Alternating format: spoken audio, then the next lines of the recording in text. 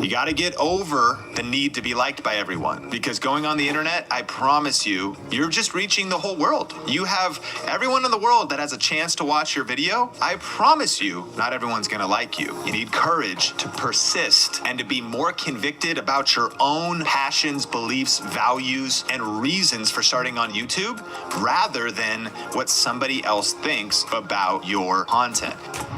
Hey, welcome back to the Think Media Podcast. Sean Cannell here, and I want to thank you so much for joining me for this two-part series about the 7 C's of YouTube success. This episode is brought to you by ytsecrets.com. The second edition of YouTube Secrets is out now, and we'll talk a little bit more about that later, but let's jump into the first C, and that is courage.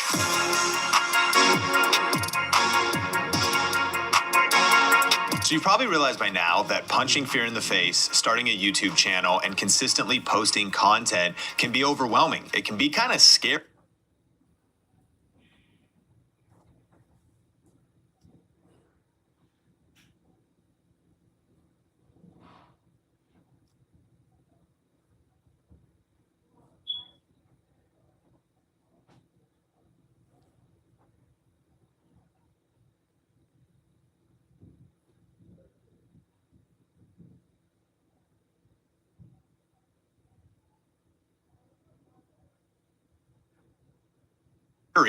And it also can be frustrating because you're not sure how to get views, you're not sure how to grow.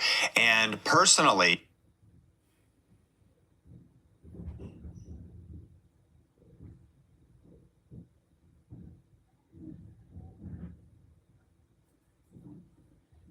I know exactly how you feel. I remember when I posted my first video, poop your pants scared, armpit sweaty, nervous to put myself out there on YouTube. But today, I've now posted thousands of videos.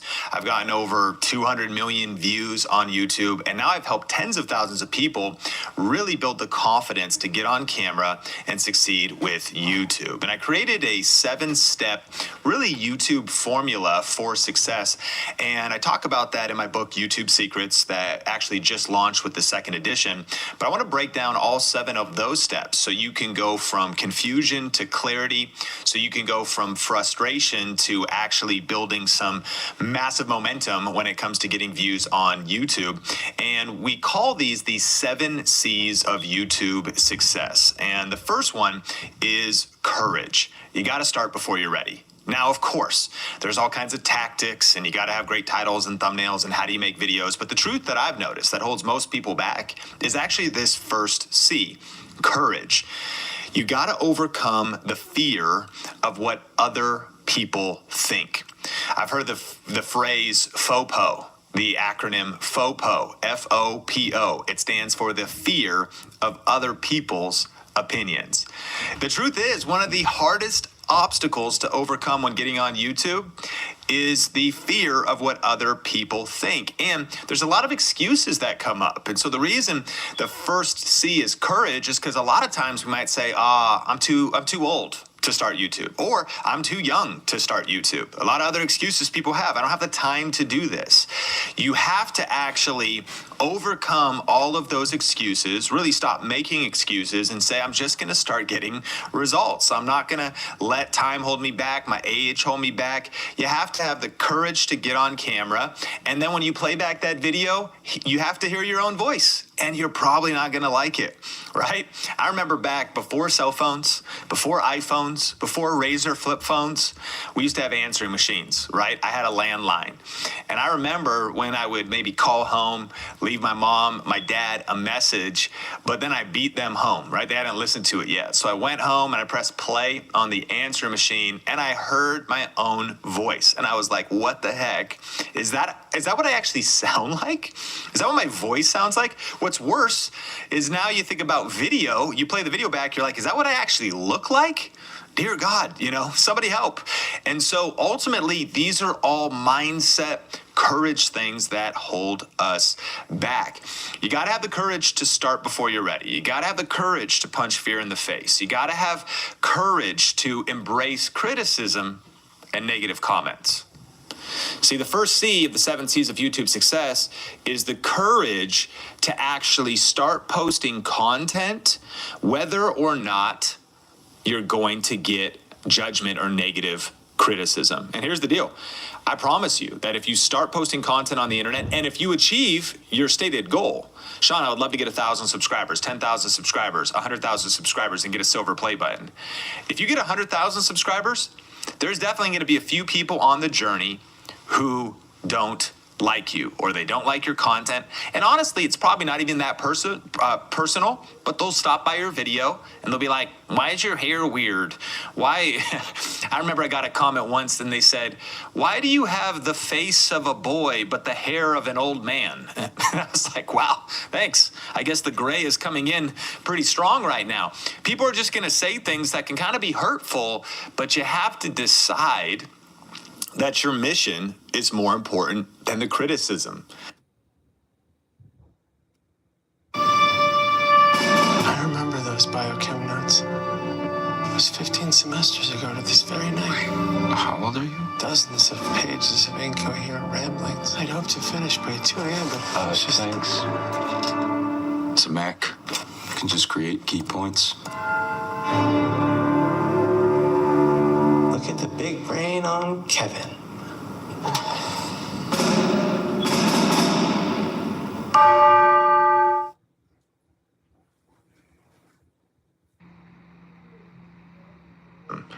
You got to have courage. You got to have a clear vision for why you want to start your YouTube channel. And you have to have the courage of punching fear in the face and getting out there. There's a lot of fears that come up, you know, when you're starting YouTube. The fear of being judged, the fear of not being an expert, the fear that somebody else is going to judge you if you say something wrong. If you say something wrong about the content you're making, the product you're talking about in the video. You know, I'm a tech reviewer. I remember on Think Media once, I was reading the box of an Asus monitor, and it said IPS, which is a particular type of monitor, and it stands for in-panel switching. But literally on the box, it said image perfecting screen. And so I was reading off the box, and I guess I wasn't really wrong, but I wasn't saying the technical term of IPS. And wouldn't you know, every tech nerd and geek on the internet, and I would include myself in that category, but apparently, you know, I made a mistake.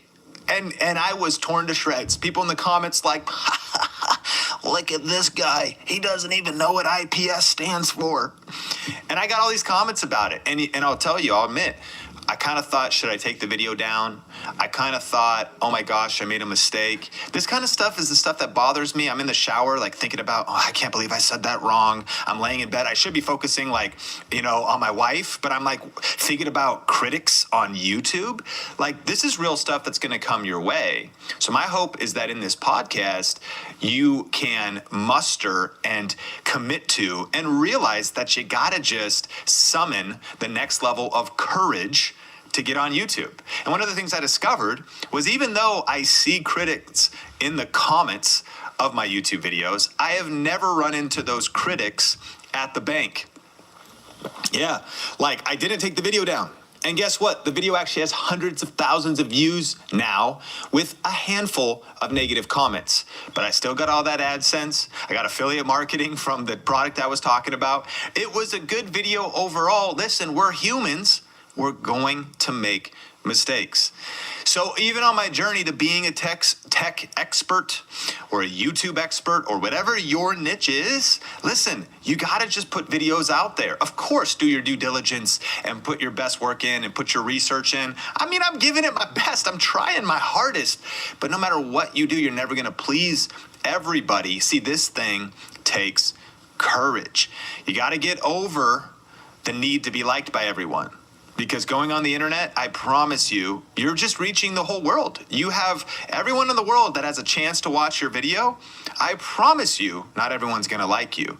You need courage to persist and to be more convicted about your own passions, beliefs, values, and reasons for starting on YouTube, rather than what somebody else thinks about your content. There's too much fear out there. People are afraid of saying the wrong thing, of upsetting others. People are afraid of getting canceled. Sean, can you promise me that I won't get canceled? I can't promise you anything, but I can promise you that if you don't take action, you're always going to wonder why. You know, what's worse? Like the pain of some negative comments or the pain of regret from never even starting in the first place? Friend, it's time to start before you're ready. The first C of the 7 C's of YouTube success is courage. You got to punch fear in the face and press record. You know, a couple other things I noticed under courage is just putting yourself on the internet is scary. And so, well, Sean, what if I get hacked? What if I get stalked? These are good questions. What if I get hacked? I think you should use something like 1Password. I think you should use something that you should definitely have a good password. Always enable 2-factor authentication when setting up your YouTube channel. That'll really help you from getting hacked. Be careful with who you share information with. Don't just, really share your login information indiscriminately. Change your password often. And if you use a password created by software like LastPass or 1Password, then you're going to be in a lot better position. And definitely don't just use that password that you were still using in high school for your Hotmail account. 10 years later, that password is on the dark web 486 times. And so it's probably time to change your password. And then, of course, like fear of getting stalked. Listen, you don't have to use maybe your last name. Maybe use a brand name. Maybe you change your name. Like, got to be wise. You don't put your address out there, Like, you can decide whether or not you want to show your family or your kids. There are answers to every objection you're bringing up. Well, Sean, I'm just not ready to start yet. You're never going to be ready. You got to just start. Well, Sean, what if I get stalked? Fair question. And I want to be sensitive to that issue. But again, you got to just put yourself out there. Put security measures in place. Get an alarm. You do things to be anonymous. To be serious about this. But if we always think about every possible scenario of what can go wrong, we'd never leave the house. We would never ultimately take action. In Proverbs, it actually talks about, it says the lazy man says there's a lion outside, so he never goes outside. It's like there's just always something.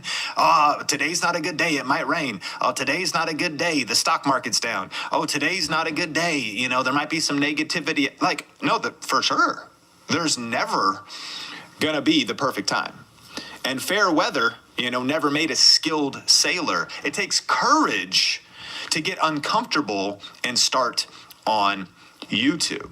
And you got to overcome the fear of the gear. Well, Sean, when I'm ready and I understand tech and I understand my camera and I understand how to make it look good, when I watch Think Media, Nolan and Omar's videos, they look too good. I can't do that. Yeah, when you're starting, you don't know the tech yet.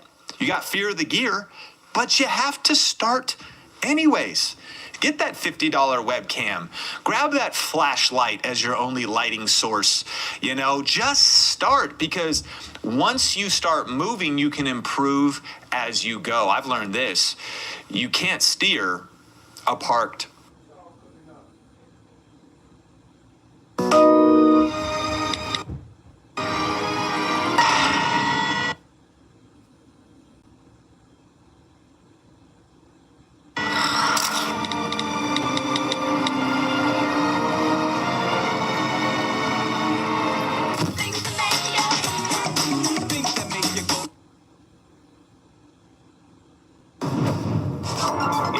SUV, we've dreamed up a better EV, just like you'd expect from Honda. Buy online, reserve from select dealers, or visit your local Honda dealer today.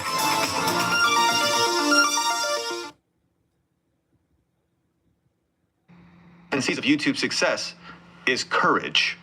You have to start before you're ready. You got to start moving, because once you start moving, the rest of the tips, once you start moving, the rest of the strategies, they actually work. But you can't just sit there and just absorb a bunch of information and take no action and expect to get results. Friend, it's time to summon a new level of courage. Oh, but Sean, I don't have enough money to do this. Friend, if you're watching this video, you can start. Because you're either watching this on a smartphone, you're listening to this from your phone or in your car, and at home you got a laptop, or you got a computer, or your friend does, or your partner does, or you could go borrow one. Like, there's a way to figure out how to do this. See, I've learned it actually really isn't about your resources. it's about your resourcefulness. So you just got to get resourceful. Oh yeah, okay, I do have these obstacles. I do have these setbacks. I do have these challenges. I do have that crazy ex. I do have that stuff in that situation. But I'm going to be resourceful. I'm going to be wise. I'm going to be cautious, but I'm going to be courageous. So I hope you're fired up because we just covered the first C of the 7 C's of YouTube success. And I wanted to devote an entire episode to it because courage is so important. But definitely make sure you're subscribed wherever you listen to or watch this podcast so that you can catch part 2, where I'm going to share the next 6 C's of the 7C YouTube success formula. And listen, today's episode is brought to you by ytsecrets.com. That's the letter Y, the letter T, and the word secrets.com. The second edition of YouTube Secrets is out now. And if you haven't picked up the book and you want to learn more about this, plus 80 new pages of content, 3 new chapters, new data, new stats, the entire book updated, a whole appendix full of resources. I highly recommend grabbing the book. You can check it out, links in the description or at the URL ytsecrets.com, and I think it'll serve you. If you also like listening to it on audio, it is also out on Audible. Smash like or leave a review on Apple Podcasts if you enjoyed this episode, and I'm excited to see you in the next one.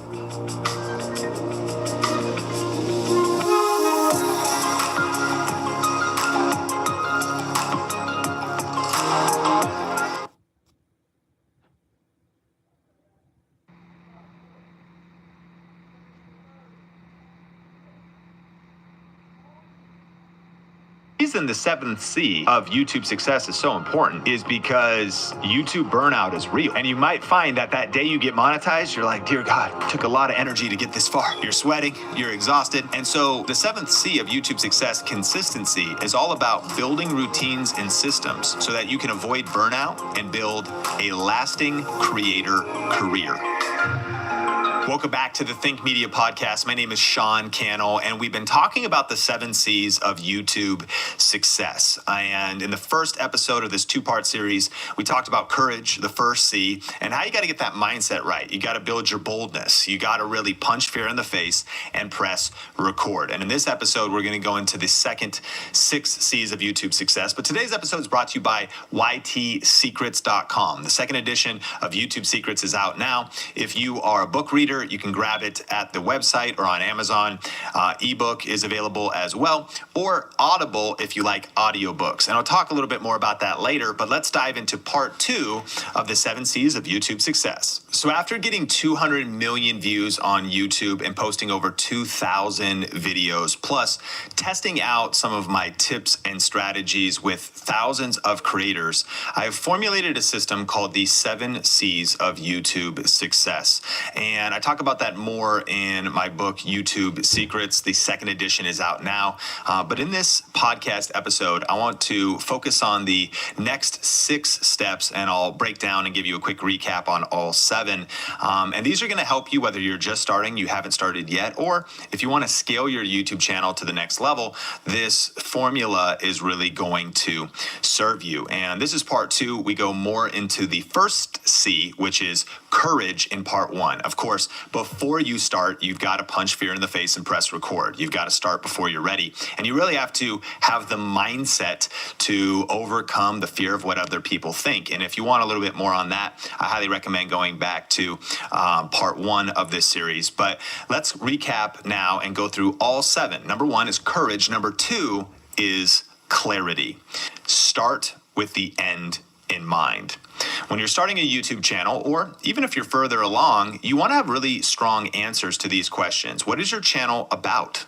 You know, the problem people have is, I don't know what to make my channel about. What topic should it be about?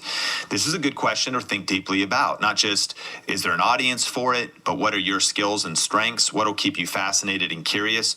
Another question under clarity is, who is your channel for? The mistake people make is they try and reach everybody. They think, man, my channel is a gift to the world. You know what I mean? Like, I am God's gift to humanity. And ultimately, everyone should watch my channel. What I've learned is there's no channel that everyone in the world wants to watch. What's better is actually having a specific audience, because if you try and reach everybody, you'll end up reaching nobody. But when you know exactly who your channel is for, then you can get a lot of traction. And the next question is, what's your YouTube business plan? Too many people don't think this through. They think about just starting the channel and how do I get views? I'd like to think, or I'd like to ask, okay, how am I going to make money from this? What's the long-term plan for this? The longer term you think into the future, the longer the time horizon that you reverse engineer your YouTube channel back from. Like, what does winning look like in 5 or 10 years? How would you feel if we were having this conversation a couple years from now? What would have had to have happened in your life, in your family, in your business, in your bank account, and on your YouTube channel for you to be just pumped with the results? Like, think about that. That gives you an end target that you can work backwards from. This is the second C of YouTube success. Clarity. You got to start with the end in mind. And I've learned that the riches are in the niches. So it's powerful to ultimately get clear on having a clear channel topic, a clear person, which we would call kind of like an avatar of who your channel is for, and getting clear on what do you do, how do you do it, and why do you do it. Now, again, of course, I'm throwing a lot at you, and I'm just going to give you kind of an overview of the 7 C's of YouTube success. I highly recommend checking out the book for an in-depth walkthrough of each of these and kind of a recap of all these questions. But after you've punched fear in the face with courage, and after you have gotten clear on what your end goal for your YouTube channel is, number 3 is you got to set up your channel. Channel is the third C of the 7C YouTube formula. So you got to set your channel up. And this is as simple as going to Google and saying, start a YouTube channel. And you got to have a Gmail address. You set your channel up. You got to pick a name. This is the home of your content, right?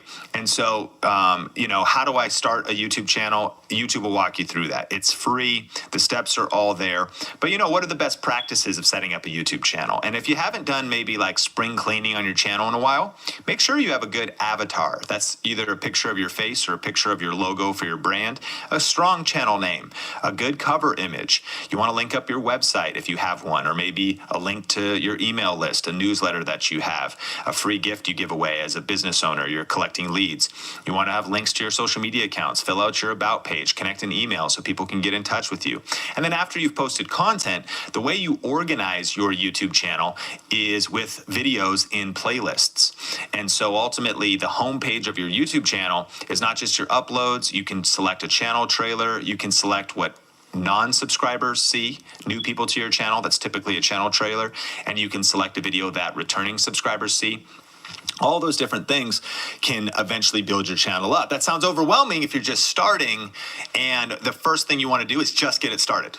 Like, just set it up, get it going. You can improve it and decorate as you go. The next one is content, and that is now you're going to start uploading to your channel. And the goal is to make videos that people love to watch. And you might be wondering, well, how do I make videos at all? And I would encourage you just grab your smartphone. It's a great place to start. On our Think Media channel, our main channel, Heather Torres and I did a series all about how to make a YouTube video with your smartphone only from start to finish. Recording the video, editing the video on your phone, creating a thumbnail on your phone, and uploading everything just from your phone. Nolan and Omar now have done an entire series. Nolan's got a series, and we'll link these up in the show notes. Nolan's got a series on setting up your channel, which we were just talking about. And Omar's got tons of videos on how to make content. So we have lots of free content that'll help you with these kind of YouTube basics to get things going. And some of the questions you might ask, though, is, again, what camera and gear should I use? And again, subscribe to our Think Media channel. How do I outline a video? What types of videos actually get views? And how do I edit videos? And what are the best video formats for getting views and making money? Now, I can't cover all this in this, episode. That's why I wrote an entire book with my friend Benji about it. And that's also why we have an in-depth online course called Video Ranking Academy. But I kind of want to give you a 30,000-foot view of these building blocks of YouTube, and those are some of the things you should be thinking. So, as you have mustered the courage to start, gotten clear on what your channel is about, who it's for. You've started your channel, you got it set up. You have uploaded 1 or 2 or 5 videos or just one. You've started posting content. Over time, the next C is community. Your goal is to build a community of super fans. YouTube is not a one-way conversation. The mindset you need to know is it's not just a place you want to post content. It's a place where over time, now maybe not when you're starting, you might say, I haven't got a comment on my videos yet. But over time, you're going to start seeing a community form, especially when you really study the best practices of building community. You know, one of the books we recommend, in addition to YouTube Secrets, is a book from my friend Pat Flynn called Superfans. And it really goes deep into this community C. It's like, you know, how do you actually really make meaningful connections and intentionally build a community? And one of the things in our community is also this idea of the idea that you don't need a large community. The myth is I need 1 million subscribers to ultimately make a living or make serious money on YouTube. I need 100,000 subscribers for this to be a substantial thing or for me to even feel legitimate. It's not true. You actually only need 1,000 true fans. What does that mean? From a monetary standpoint, if there's 1,000 people that essentially transact $100 with you per year. Dad, I can't kill dragons. But you will. Our parents' war is about to become ours. What are you gonna do about it? Probably something stupid. We've killed hundreds of us. And we've killed thousands of them! There's something else on their island. You don't know what you're up against. How to Train Your Dragon. Rated PG. In theaters June 13th. Get tickets now. Running a creator business is overwhelming. Constant content creation, community management, juggling of platforms, and unpredictable income. There has to be an easier way to monetize through memberships. Enter Uscreen. Hands down, the best all-in-one membership platform designed specifically for video creators. We help you generate consistent subscription revenue without losing your mind, with powerful monetization features, easy distribution across devices with a branded membership site and apps, sleek video organization and streaming capabilities, and community tools built to engage and retain more customers. Uscreen gives you the power to connect with your audience like never before, and the VIP treatment from our team of experts on hand to help you every step of the way. To make consistent, reliable revenue while keeping full control of the brand and business you've worked so hard to build. Start your membership journey with Uscreen today. That's $100,000 a year. And that doesn't mean necessarily that you have to create a product. It simply means that if 1,000 people, whether you link to some affiliate links, they click on those and it adds up to 100 over 12 months for one person. You know, if you have enough views to get a little bit of AdSense coming in, if you were to create a $100 product and 1,000 people, now maybe you have 5,000 subscribers, but 1,000 people are true fans. Then that's the math. 1,000 people essentially transact $100 with you in a year's time. That's a 6-figure income. And this point is not even about money. It's just about depth. It's about the fact that stop thinking you need 400,000 subscribers. What you really want is meaningful connections with a focused group of people. And your goal here is just to care deeply and to connect with the viewer. Speaking of money, I've learned this, that your income is directly correlated to the amount of value you add to the marketplace. So if you focus on adding value first, starting a channel that's valuable and helping viewers get results or be entertained, the byproduct of that is that you will have significant income. So if you can go out and create content that really connects with and serves 1,000 people. And think about it this way. It doesn't have to be $100. Imagine if it was $50 per person. That's $50K in a year. Imagine if it was $25 per 1,000 true fans. That's $25,000 that could be extra. And again, I don't even mean to bring up money on this point. I just mean depth, because your income's correlated to the amount of value you give. It's a result of really serving, really entertaining, really educating, and people's reciprocity towards that is they're grateful people. And as you give them opportunities to support you on Patreon or buy me a coffee or YouTube channel memberships, or you do an online event or you do a meetup or you sell merch, there's all these different ways to do it. It's just that relationship with the viewer, that's going to be everything, that relationship with the listener. And so the goal here is to go the extra mile to build relationships, foster community, and make meaningful connections. The next C now is cash. After you've set up a channel and a community starts to form, we say you got to build your influence income, and so you can ultimately make an impact. Community is that influence piece. When 0 people are watching, 0 money's coming in. But as your influence grows, your following grows, now your goal is to monetize your content in multiple ways. Here's a question I like to ask. Based on your niche, meaning based on the topic of your channel and the specific style of content you're creating, what is the shortest path to revenue? Maybe put it another way. What is the shortest path to significant revenue? What do I mean by significant revenue? I mean, what is the shortest path to your desired income target monthly? Let me simplify. If you'd say, Sean, how much money do you need or do you want to live on in a month so that you could hire more people, quit your job and go full time, or start making a part-time income on YouTube? Get clear on that target. I need $2,500 a month, $7,000 a month. I really want to generate $30,000 a month, because if I do that, then I could rent out this space and build out this studio and hire this team. So it's a personal question, but what's the shortest path to get there?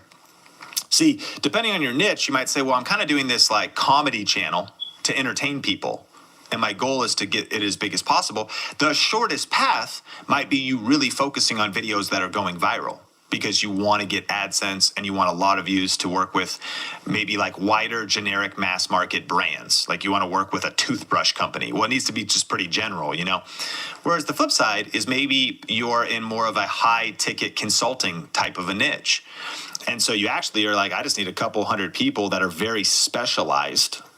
And if I could get 3 clients a month, then I could reach my revenue targets. So what is the shortest path to revenue for you? That's a good way to think about it. And then ultimately your goal is to tap into the 10 different ways to earn money from your YouTube channel. There's more than 10, but I break down 10 in the book. And so that would be your goals to think about which of the best of those 10, serve you the most. All right. And then number 7 is consistency. After you muster the courage to start and you get clear about what your end goal is, and then you start your channel, and then you post a few videos, one a week for 4 weeks, one a week for 3 months, one a month for the last 6 months. You're doing the best you can, getting as many videos as you can. You're seeing a little bit of growth. You got some subscribers coming in. You're seeing people leaving some comments. Maybe you really went you really hustled and you've posted as many videos as you can, 7 days a week. You did a 30-day challenge. You're posting as many videos as you can. You started to post YouTube shorts. You've seen a little bit of money coming in. You just got monetized. You've been hustling. You got a couple clicks on your affiliate links. Some money's coming in. The reason the 7th C of YouTube success is so important is because YouTube burnout is real. And you might find that day you get monetized, you're like, dear God, took a lot of energy to get this far. You're sweating, you're exhausted. And so the 7th C of YouTube success, consistency, is all about building routines and systems so that you can avoid burnout and build a lasting creator career. And so the questions you should be thinking about are, how do I get more done in less time? How do I create more content with less energy? What is the mindset that I need to stay consistent? Another way to put that would be, am I intentionally building mental toughness to stay consistent on YouTube through the highs and the lows? Am I building stability in my emotions to be able to press through the quitting points that get a lot of people stuck in their YouTube career over years of creating content? What are the rhythms of effective content creators? And how am I committing to continuous learning, growth, and reinvention so that I don't actually get stuck and maybe have 15 minutes of YouTube success, but because I didn't reinvent myself or constantly evolve my channel or my strategy or my systems or the way I'm spending my money or the way I'm, building a team or delegating or hiring as money starts coming in, these are all big questions. And you might be thinking, wow, this YouTube thing, it goes a little bit deeper than I thought. Like I was just trying to upload a few hobby videos. Listen, here at Think Media, we are committed to helping you not just succeed on YouTube. We want to help 10,000 purpose-driven people create a full-time living doing what they love while making a difference in the world with YouTube and experience that success without losing their soul. What does that mean? It means that you don't just succeed in YouTube monetarily or with a lot of subscribers, but then you're burnt out, you blow up your relationships, you're exhausted, you're in pain, like it means that you've created cadences and rhythms and that you continue to learn and grow. And it doesn't mean that you hit that success for 12 months, but then you go into a plateau and a death spiral. Like, how do you continue to stack success and not just compromise to get a little traction and then lose everything and lose your soul in the process? You know what I mean? And so it's not easy. That's why we created this podcast. Like, you got to be serious about this thing. Constantly thinking about sharpening the axe, constantly thinking about learning, leveling up, pacing yourself, having a good work ethic, a good study ethic, but also a good rest ethic, so that you could be in this thing for the long haul. And what you'll notice about the 7 C's of YouTube success is they're not just like a start and an end point. They're actually a continuous cycle that you want to return to again and again. I've learned that I have to continue to go back to the beginning and develop a new level of courage for the challenges I'm facing today. Courage to scale my business, courage to risk investing in team members and hiring, and am I going to be able to keep them on payroll, and can I balance the budget? Or courage to be bold when culture is trying to cancel people. Courage to share my opinion when haters are leaving negative comments. Courage to continue to press forward. I am continually seeking clarity. I'm continually thinking about, okay, where was this going? Where are we going next? Where are we going? The law of navigation and the 21 irrefutable laws of leadership. That's another one we'll link up. Check out YouTube Secrets, Super Fans. And if you haven't been studying John Maxwell, 21 irrefutable laws of leadership, the law of navigation is it's the leader's job to chart the course. Where's this going? Where are we navigating to?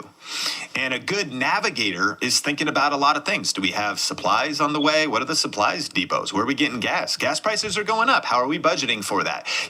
Like you're thinking about, should we take the highway or should we take back roads? Are you a Google Maps person or are you a Waze person? You know what I mean? You're an underground back road ninja if you have the Waze app on your phone. Clarity. Charting the path. And this is a cycle that we continually go back to. Hey, do we need to update the channel? Have I created my playlist lately? Do I need to clean up some videos? Is there some videos that should just be unlisted or private? What's the experience on the channel? Is the cover art even accurate? On our Think Media podcast channel to this day, we're like 2 years into this, and there's a random picture from our event, like 2019, and it's still our cover art. Like that's on my to-do list. And here we are. We're 23 people at Think Media, and we have not updated the cover art of our very Think Media podcast channel. So I hope you feel like you're in good hands. I mean, you're in like-minded company. If you're feeling a little bit overwhelmed, hey, one step at a time, one thing at a time.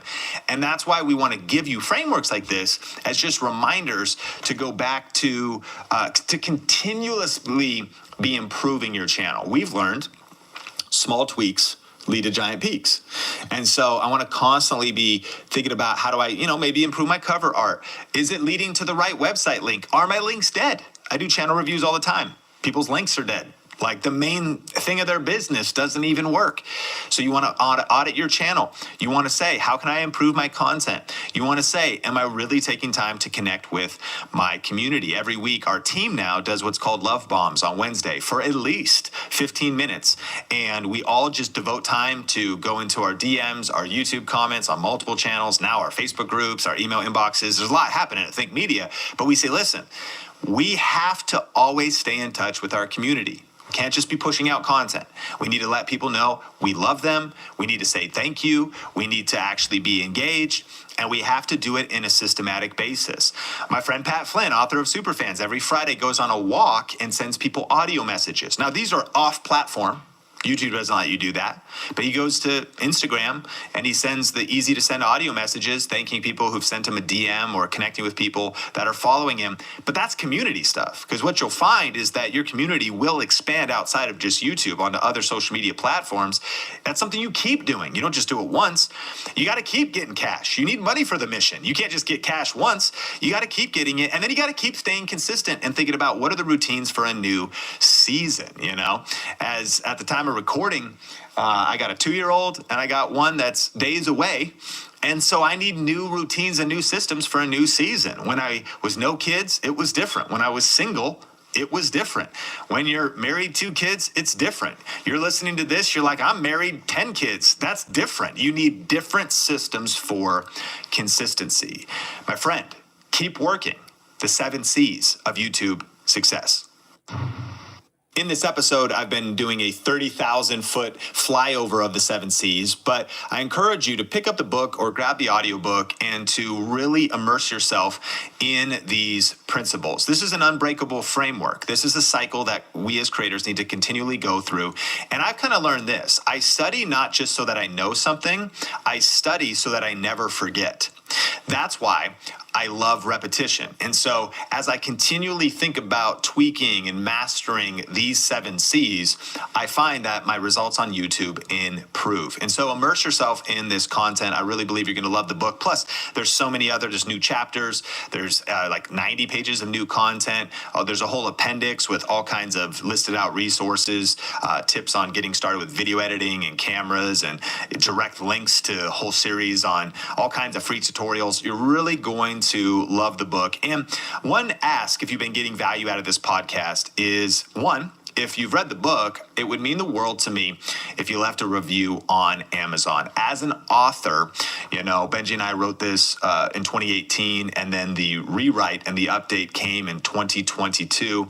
And as authors, one of the most meaningful things you could ever do to kind of say thank you is leave a review, just to hear your thoughts, your feedback. And then secondly is if you share this with somebody, whether you share the book with somebody, buy it as a gift for somebody, potentially, or just share this episode with somebody. Again, we're always here to serve you. Whether you want the book or not, cool, but I hope these 7 C's of YouTube success really help you go further, faster in accomplishing your goal of winning on YouTube. This is the Think Media Podcast, and I can't wait to connect with you in the next episode. We will talk soon.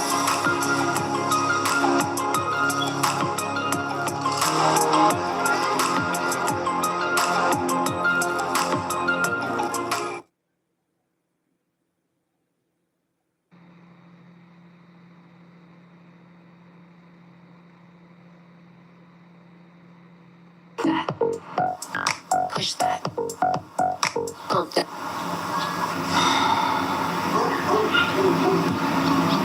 Work that. Push that. Work out, work out, work out.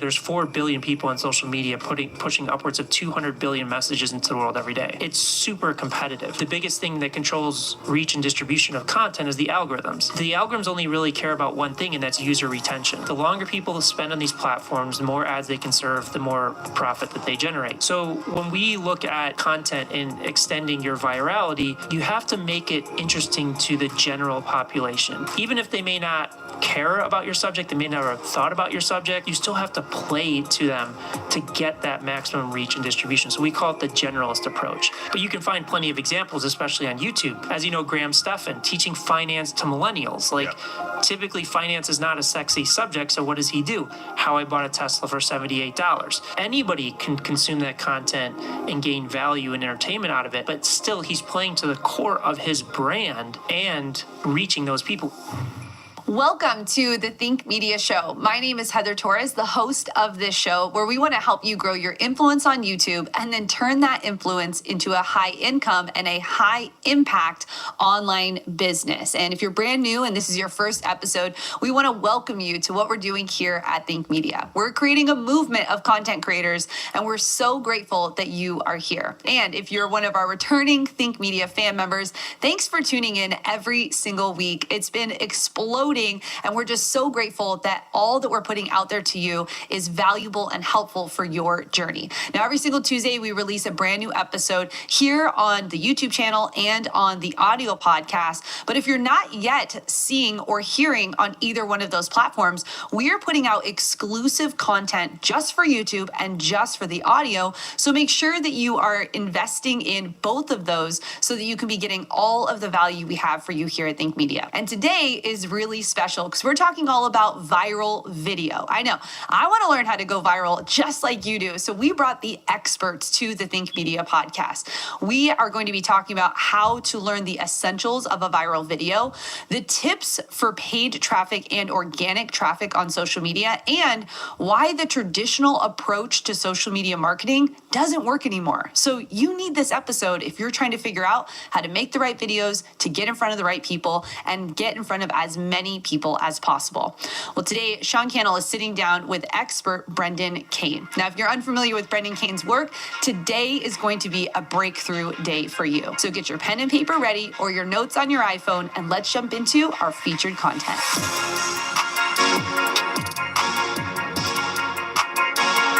Welcome back to the Think Media podcast. I'm super fired up because Brendan Kane is back with us. Brendan, I'm not sure if you know, but one of our most recommended books that we recommend to our podcast community and as a required reading for our content team is your book, Hook Point.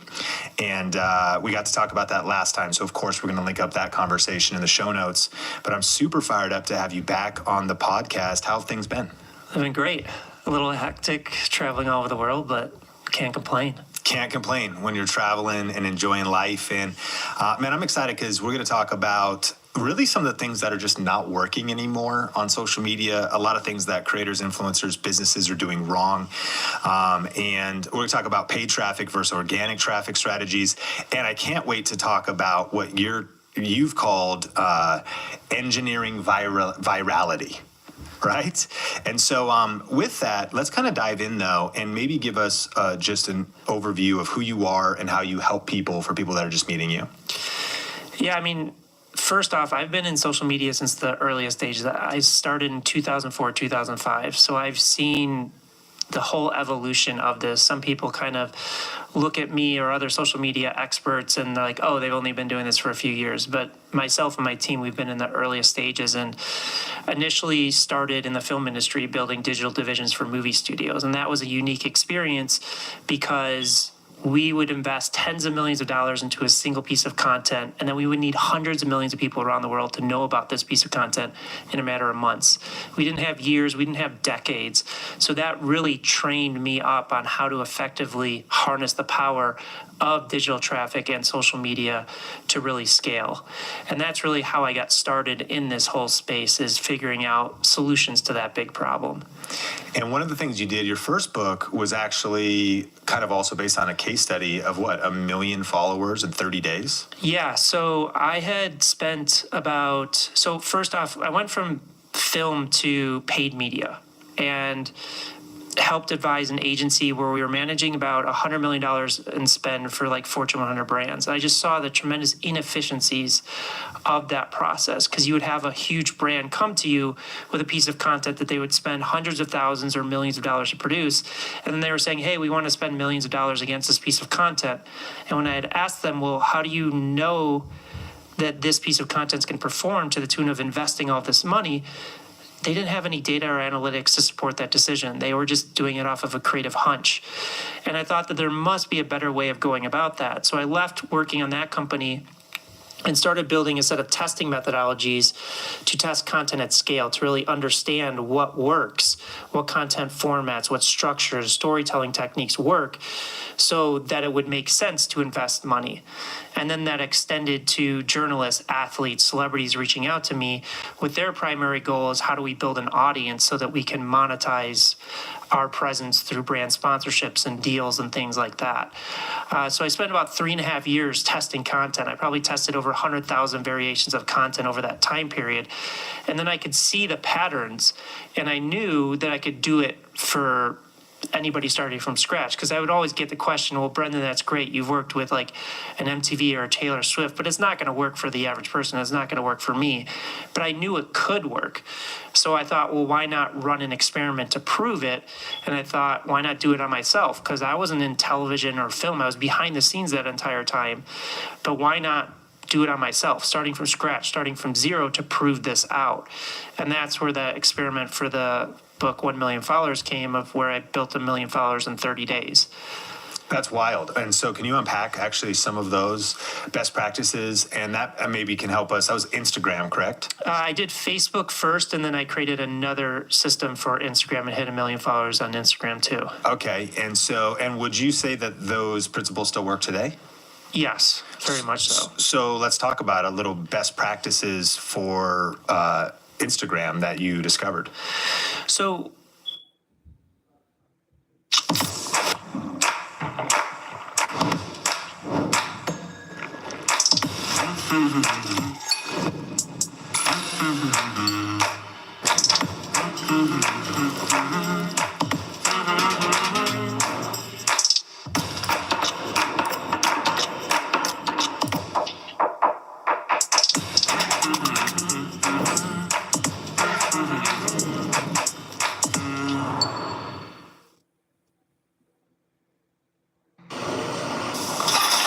Behold, a Boost Mobile Unlimited plan at a price that never goes up. $25 a month forever. That's a great idea. I know. I do all my best thinking in the shower. Oh. Well, I was in my office, and then light bulb. $25 a month forever. Oh, I hope somebody wrote that down. Oh, I did. I'm learning a lot. Keep writing.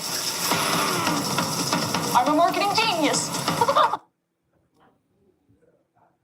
content engineering process. And this process works for any platform, Facebook, Instagram, YouTube, TikTok. And the reason that this platform or this process works and works no matter what change happens is it's deeply rooted into research.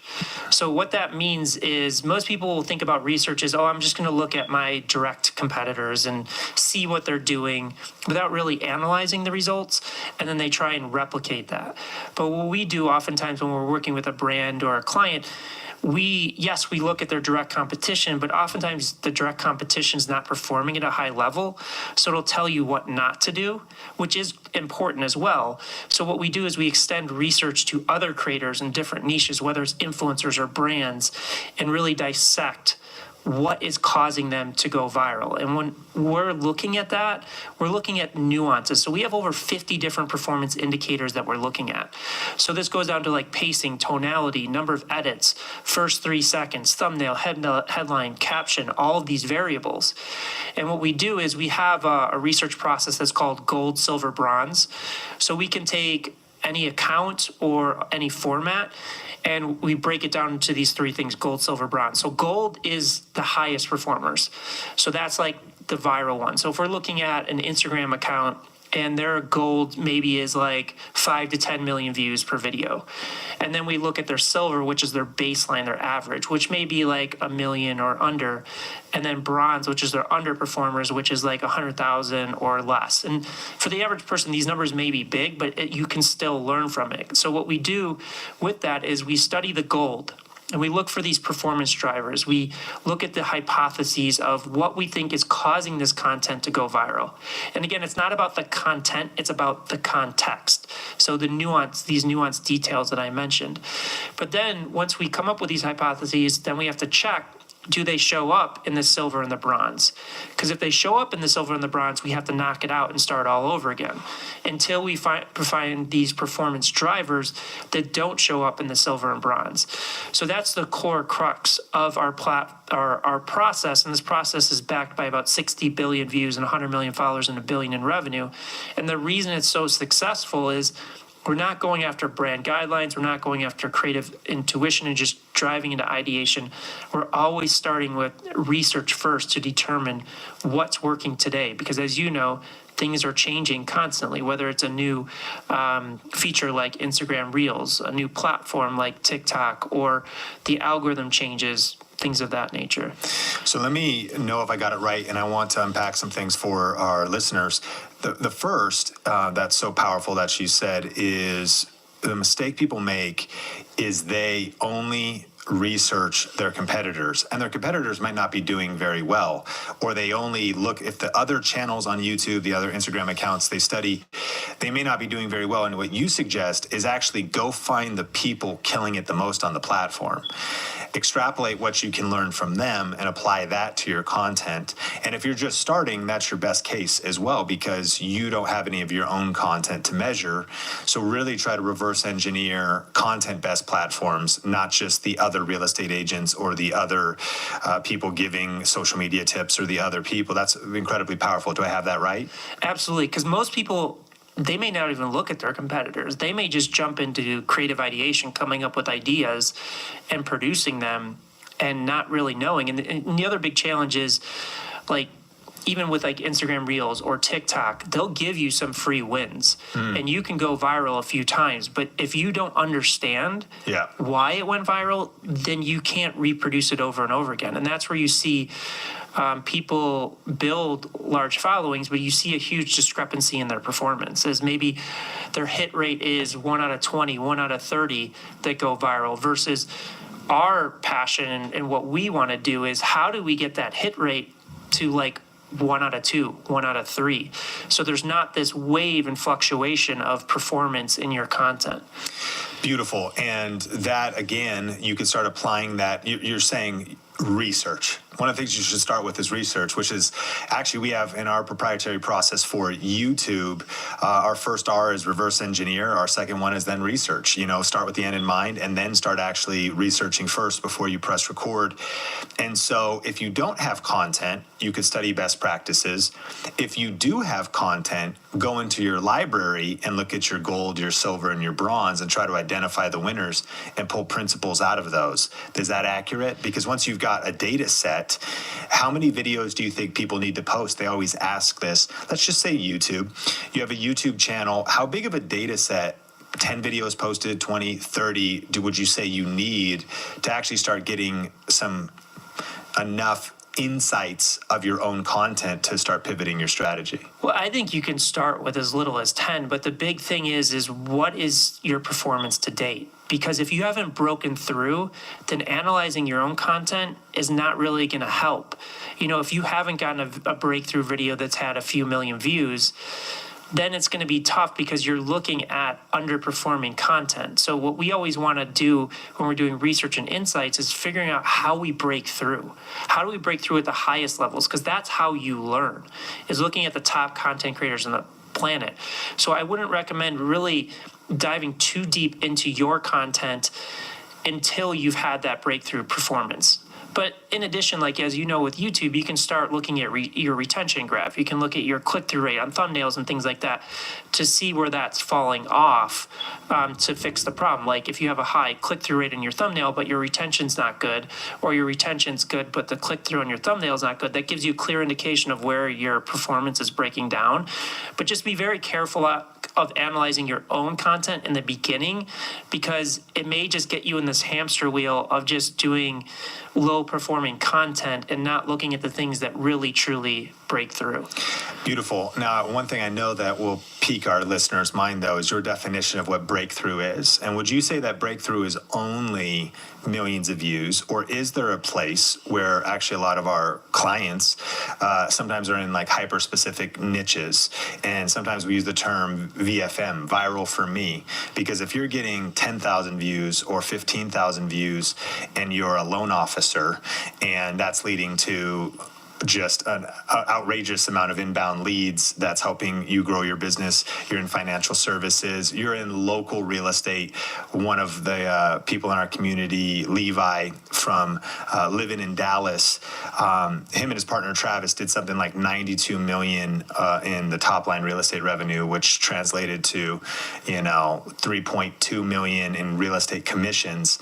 And they were under 5,000 YouTube subscribers, but they just had so much inbound of people finding their channel, finding their content about specific neighborhoods. So yeah, frame that up, because you're this viral specialist, but I think that maybe sometimes listeners might feel a pressure that if I don't get 1 million views, there's not necessarily a viable business there, or I'm not winning, where we've actually seen sometimes smaller numbers, if it's the right viewers, can be all you need to accomplish your end goal for your business. Yeah, I think that's a great point. And kind of when I talk about breakthrough performance, it's in the research and insights process. So when we're analyzing other accounts, we want to be analyzing accounts that are doing in the millions of views. Now, that doesn't mean that has to be the goal for yourself, but they're obviously hitting a chord. They understand the nuances of how to tell a story, how to grab attention, how to hold attention. So what we're saying is, let's look at the highest performers in social, learn what is causing them to have that level of virality, and then take those learnings and apply it to our content. And like you said, is like one of the great analogies that I say is, let's just say your video performance on average is 1,000 views a video. And of those 1,000 people viewing each one of your videos, 50% is your core target. Now, let's say that we do this research and we master the nuances of what's causing these other creators to go viral. And then we take our video performance from 1,000 views to 100,000 views. And obviously, as we know, with scale, that core percentage of your target is going to drop. Let's say it drops down to 20%. We just went from 500 potential customers to 20,000 with each video that we're producing. So the goals are personal to yourself. Like you said, you don't have to be in the millions of views to build a business, to build an audience. But we're saying, let's study the people at the highest levels to learn what they're doing so that we can apply it. Because if we're, let's just say, in the 10,000 views a video or 100,000 views a video, and we're just studying other people that are at 10,000 or 100,000, you're not going to figure out really how to break through and take it to that next level. I love that. That's incredible clarity. Let's kind of pivot to get some of your best practices by going from the mistakes angle. So you get to observe, of course, brands and businesses. Our listeners are individual creators for the most part, many that are in the education niche. And so they're, again, real estate, fitness, some on the entertainment side and more vlogging, but it could be DIY crafts, sewing, parents that maybe are helping other parents with solve problems, tech reviewers, all kinds of different things, teaching something on YouTube. Predominantly, the mistakes people are making that are just killing viral before it even starts. What are some of the biggest ones that you see people making today? Yeah, we just covered the research side, which I think is a huge place that people are falling flat. I mean, that's why we've pivoted our entire company only to do research and insights. We don't produce content or anything. All we do is deliver research and insights to creatives. But I think the other big, and I don't know if I want to call it a mistake, it's not understanding the world that we live in today. So when I started in social, I remember the exact day MySpace released a press release saying that they reached 1 million users. And that was a huge thing. You fast forward today, there's 4 billion people on social media pushing upwards of 200 billion messages into the world every day. Wow. It's super competitive. And as you and I know, the biggest thing that controls reach and distribution of content is the algorithms. And there's a lot of misunderstanding of the algorithms. And one of them is they suppress your reach on purpose to get you to pay for reach. That's not the case, because nobody would ever go viral. the algorithms only really care about one thing, and that's user retention. The longer people spend on these platforms, the more ads they can serve, the more profit that they generate. So what they're really looking for is content that they can see to the widest possible audience and hold that attention for the widest possible, or for time. So when we look at content and extending your virality, one of the things that you had mentioned is niche business owners. So even with a niche business, you have to make it interesting to the general population. Even if they may not care about your subject, they may not have thought about your subject, they may not be your core customer, you still have to play to them to get that maximum reach and distribution. So we call it the generalist approach. We're not saying ditch kind of the context that you want to provide to your core audience, but how do we make it interesting to anybody? So most people think, oh, you can't do that for a niche thing. That my subject matter is not sexy or interesting. But you can find plenty of examples, especially on YouTube. Clear Tax Value. It's a YouTube account with over 1 million subscribers. They're averaging 300,000 to 500,000 views a video. They have several videos over 1 million views. It's about taxes. As you know, Graham Stephan, teaching finance to millennials. Typically, finance is not a sexy subject, so what does he do? How I Bought a Tesla for $78. He's making it interesting to anybody that wants to view that content, but he's still teaching the fundamentals that he wants to deliver. Or a real estate agent, Ryan Serhant, over 1 million subscribers on YouTube. What does he do? He sells property to a very specific audience, people that can afford 10, 20, 30, $50 million properties in New York. But he makes it interesting by saying, hey, let me take you on a tour of a $7 million closet. Let me take you on a tour of a $250 million ranch. Anybody can consume that content and gain value and entertainment out of it, but still he's playing to the core of his brand and reaching those people. Even if it's a fraction of 1% off 1 million views, that's extremely meaningful. So I think that generalist approach to content is where most people are still operating on the old paradigm, which worked before when there was less people on the platforms, less competition. But when we look at the fact that there's 4 billion content creators on the planet, we really need to play to what really controls reach and distribution and virality, which is the algorithms. Well, I hope that you are enjoying today's conversation. And I wanted to let you know that if you want to go deeper with us here at Think Media, one of the best ways to do that, to further your online education, is to take one of our free on-demand classes. You can go to thinkmasterclass.com, where we do a 1-hour free deep dive class into what's working on YouTube right now and how you can gain subscribers and views and income from your YouTube channel. We have several different options for you, but the latest video for you to watch is at thinkmasterclass.com. This video is not available anywhere on YouTube. This is only exclusively for our Think Media community who are ready to go deeper with us. At the end of that class, we share with you an opportunity to become one of our members inside of this movement of content creators making a difference in the world. So go to thinkmasterclass.com right now to get signed up for your free 1-hour YouTube on-demand class. Now, let's get back into today's featured content. I've seen comments like it would be so much easier if there was an app that I could just stream into my TV. The mobile app is the whole point of having this. It's supposed to be on the go. You're supposed to be able to download the videos to your phone. The app pays for itself, essentially. I thought these people that have been, with me really deserve an upgraded experience. Now with Uscreen, I'm wanting to use the app more because of how good it looks and how easy it flows. Notifications happening on all the time because women are providing feedback, asking questions, engaging on the community. It's exciting every time I get to open up my app. When we launched Edits Plus or Uscreen, right away, it exceeded my expectations.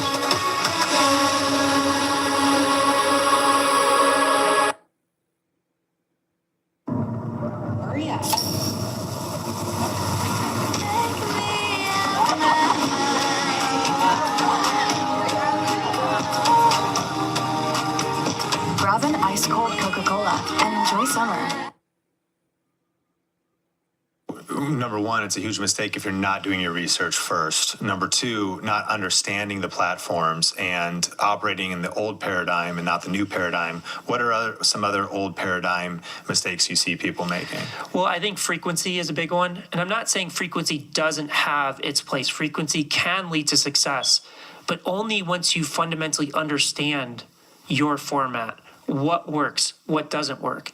You know, I see a lot of people talking about you need to be posting every day, multiple times a day. But how does that help you, especially what we talked about the algorithms? The algorithms are not going to reward you because you're producing more content. They're going to reward you because you're producing content that grabs and holds attention for as long as possible. I think also there's still, and again, I'm not going to say that this was never a play, but people are so focused on like hashtags, time of day, things of that nature, which those things aren't going to take a poorly constructed piece of content and automatically going to make it perform. So our core focus is on the content itself.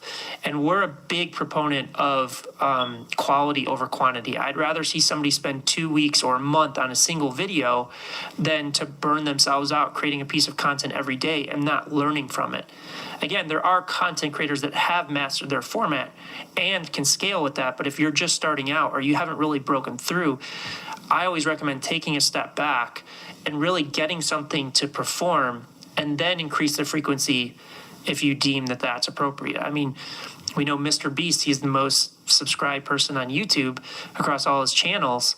It's like he'll take months to produce a single video. And even in the beginning, he would take that time to really master that art of what it takes to create content that holds attention. And I'm glad you brought this up. This is a huge debate. And I know people are like, okay, is it quality? Is it quantity? Speak about the timeline to that, because sometimes quantity at first can be like your first few days of showing up at the gym, though, to develop just some basic fundamentals of form, maybe even before you're ready to dial in quality. And to that point, I think Mr. Beast had 200 videos out before he even kind of got a little bit of steam. So there was quite a bit of a quantity before he learned the nuances that he knows today. So people are looking for like a black or white answer, and I do feel like it is a little bit gray. I like that you're saying ultimately quality, especially if you study Mr. Beast, there's a play there. But then there's others, and a guy I'm watching is one rental at a time. It's a very niche news show for people that want to do real estate and rentals. Meet Kevin for a while, who also, similar to Graham Stephan and Andre, he was doing 3 videos a day, a lot of financial news, not live streams. He would shoot them quick, edit them quick, jump on some headlines. He was pulling 20, 45, 65,000. So I feel like, and fighting for the listener, can you give me an answer? I mean, it's this quality quantity tension. There's a lot of different distinctions on it. Yeah. Yeah, and I think that going back to Mr. Beast, because he was recently on Joe Rogan, and Joe Rogan asked him, like, how did you learn how to go viral? And Joe, not understanding this, said, did you watch some tutorials on YouTube? And he's like, no, there was no such thing at the time. So, and I think he said that he was like in the 60,000 sub range, but he found 4 other crazy lunatics that were high school dropouts. And for 1,000 days straight, they would jump on Skype for up to 10 hours a day, breaking down every nuance of virality, putting 1,000 thumbnails and measuring like color and gradients and things like that.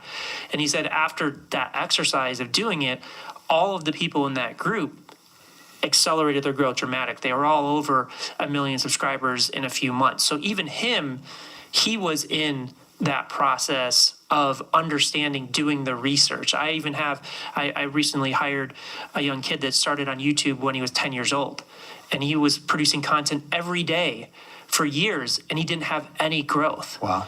But then when he started doing the research and understanding it, that's when he exploded and built a channel with 1 million subscribers. So again, it's like that research and insights part is critically important.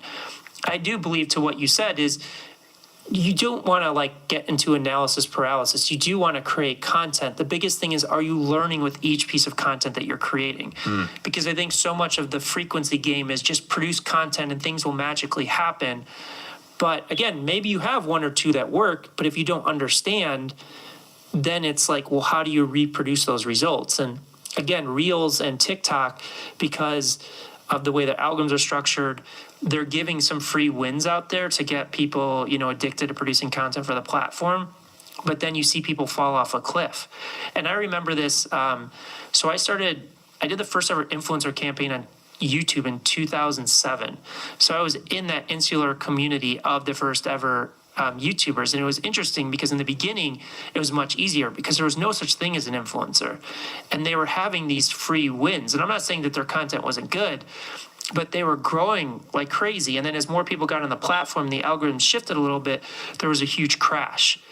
And a lot of influencers got wiped out at that point because the ones that succeeded were like, okay, we're going to figure this out. We're going to understand what was the change. How do I hold attention? How do I really create better content? And those people survived the crash and picked back up.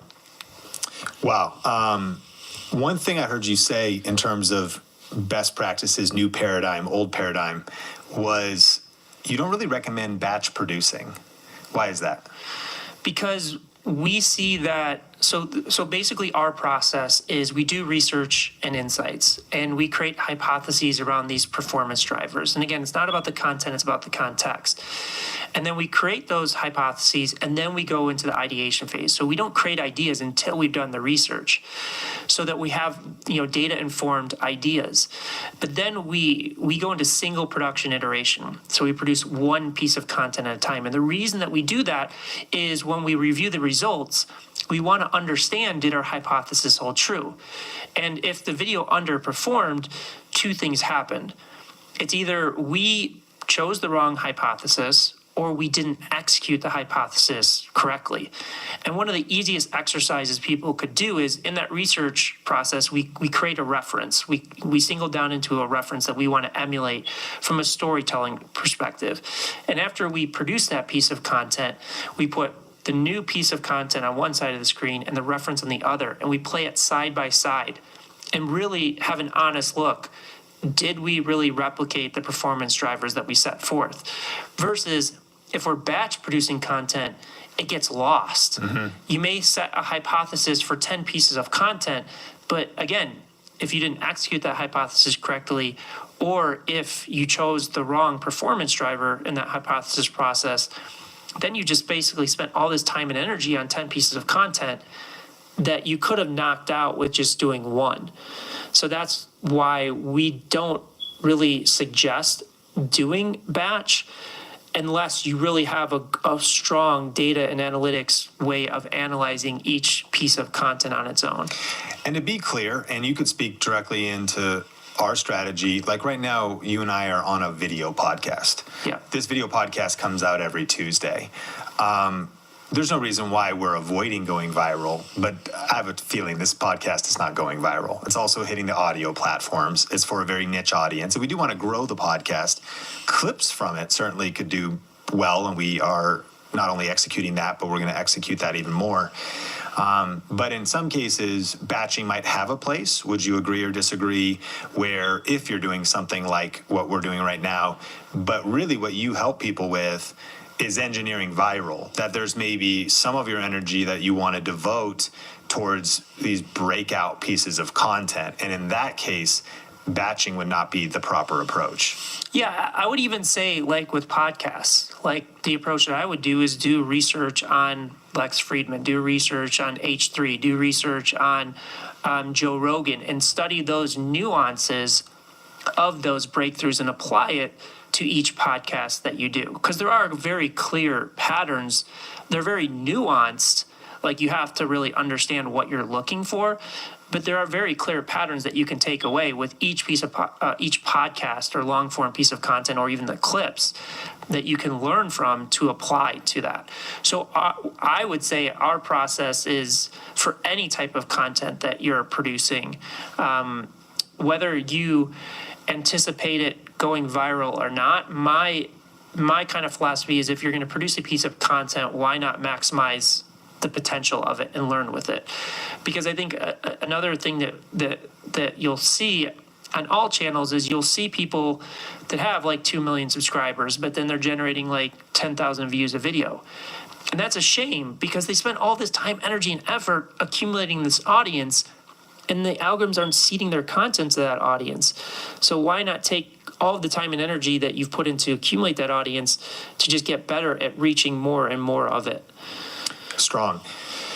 Who are some of the top of mind YouTube channels specifically that maybe lean more educational? You mentioned some of them earlier, but when you look at YouTube channels to study that our listeners may want to check out that are maybe lesser known, and people a lot of times will mention the big names, they'll mention a Mr. Beast or in personal finance, a Graham Stephan, but what are some interesting channels that we could learn some lessons from?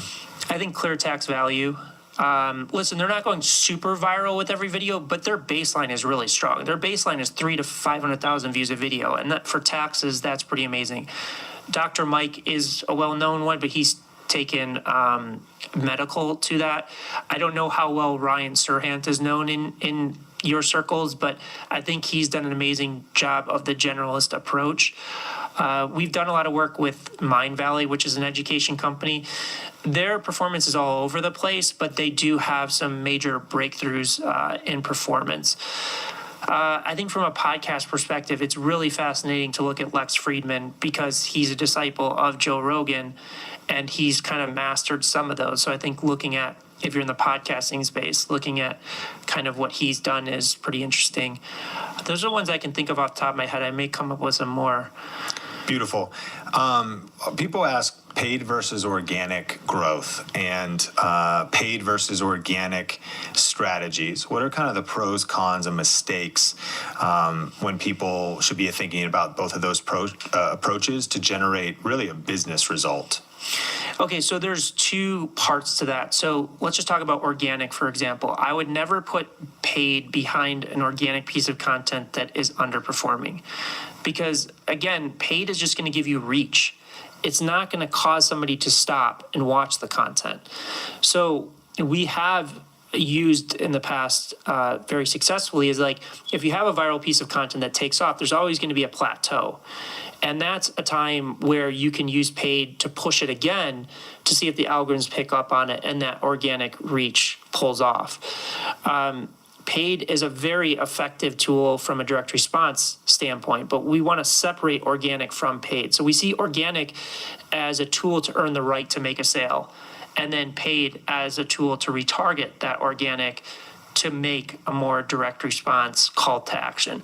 You can also use paid for cold audiences too effectively if you, again, know how to effectively tell stories, if you know how to do the research and insights on other ad creators and dissect what they're doing well. So one of the things you're mentioning is that you want to create generalist content and at times have that generalist strategy. You reach a large audience that gives you more people to retarget. Have you found it to be effective? Though, is retargeting lower cost in that case? If you've reached a generalist audience, like you said, it may not be your ideal customer. And I watched a training video from you where you broke down a case study of John Cena being in whatever brand and having just kind of a wide, entertaining, far-reaching viral piece of content first, and then they were able to retarget. Can you tell that story and maybe illuminate a little bit more on that? Yeah, so my friends run a company called Shareability. They're one of the top viral video creators on the planet for like Fortune 100 brands. And they took this approach of entertaining first, earning the right to sell. So they did a campaign with the wrestler John Cena where they were in a store and they had a background of John Cena, like a paper background, and they had fans standing in front of it saying why they love John Cena. And then he would jump out the back and surprise them and get that shock factor.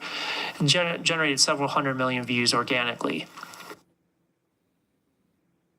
One Reese's PB&J cup would have been enough, but they figured you'd buy two, because obviously.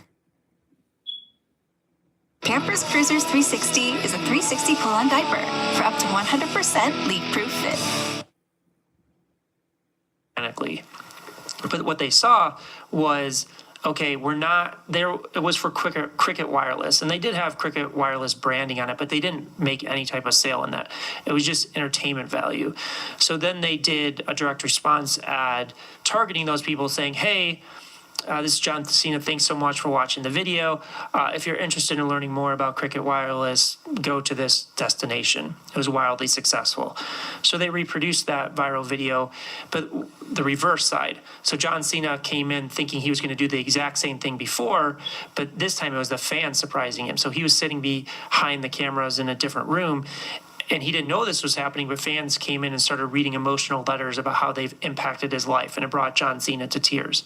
Again, there's no sale that's going through that, but they earned that right, and then they retargeted them with ads.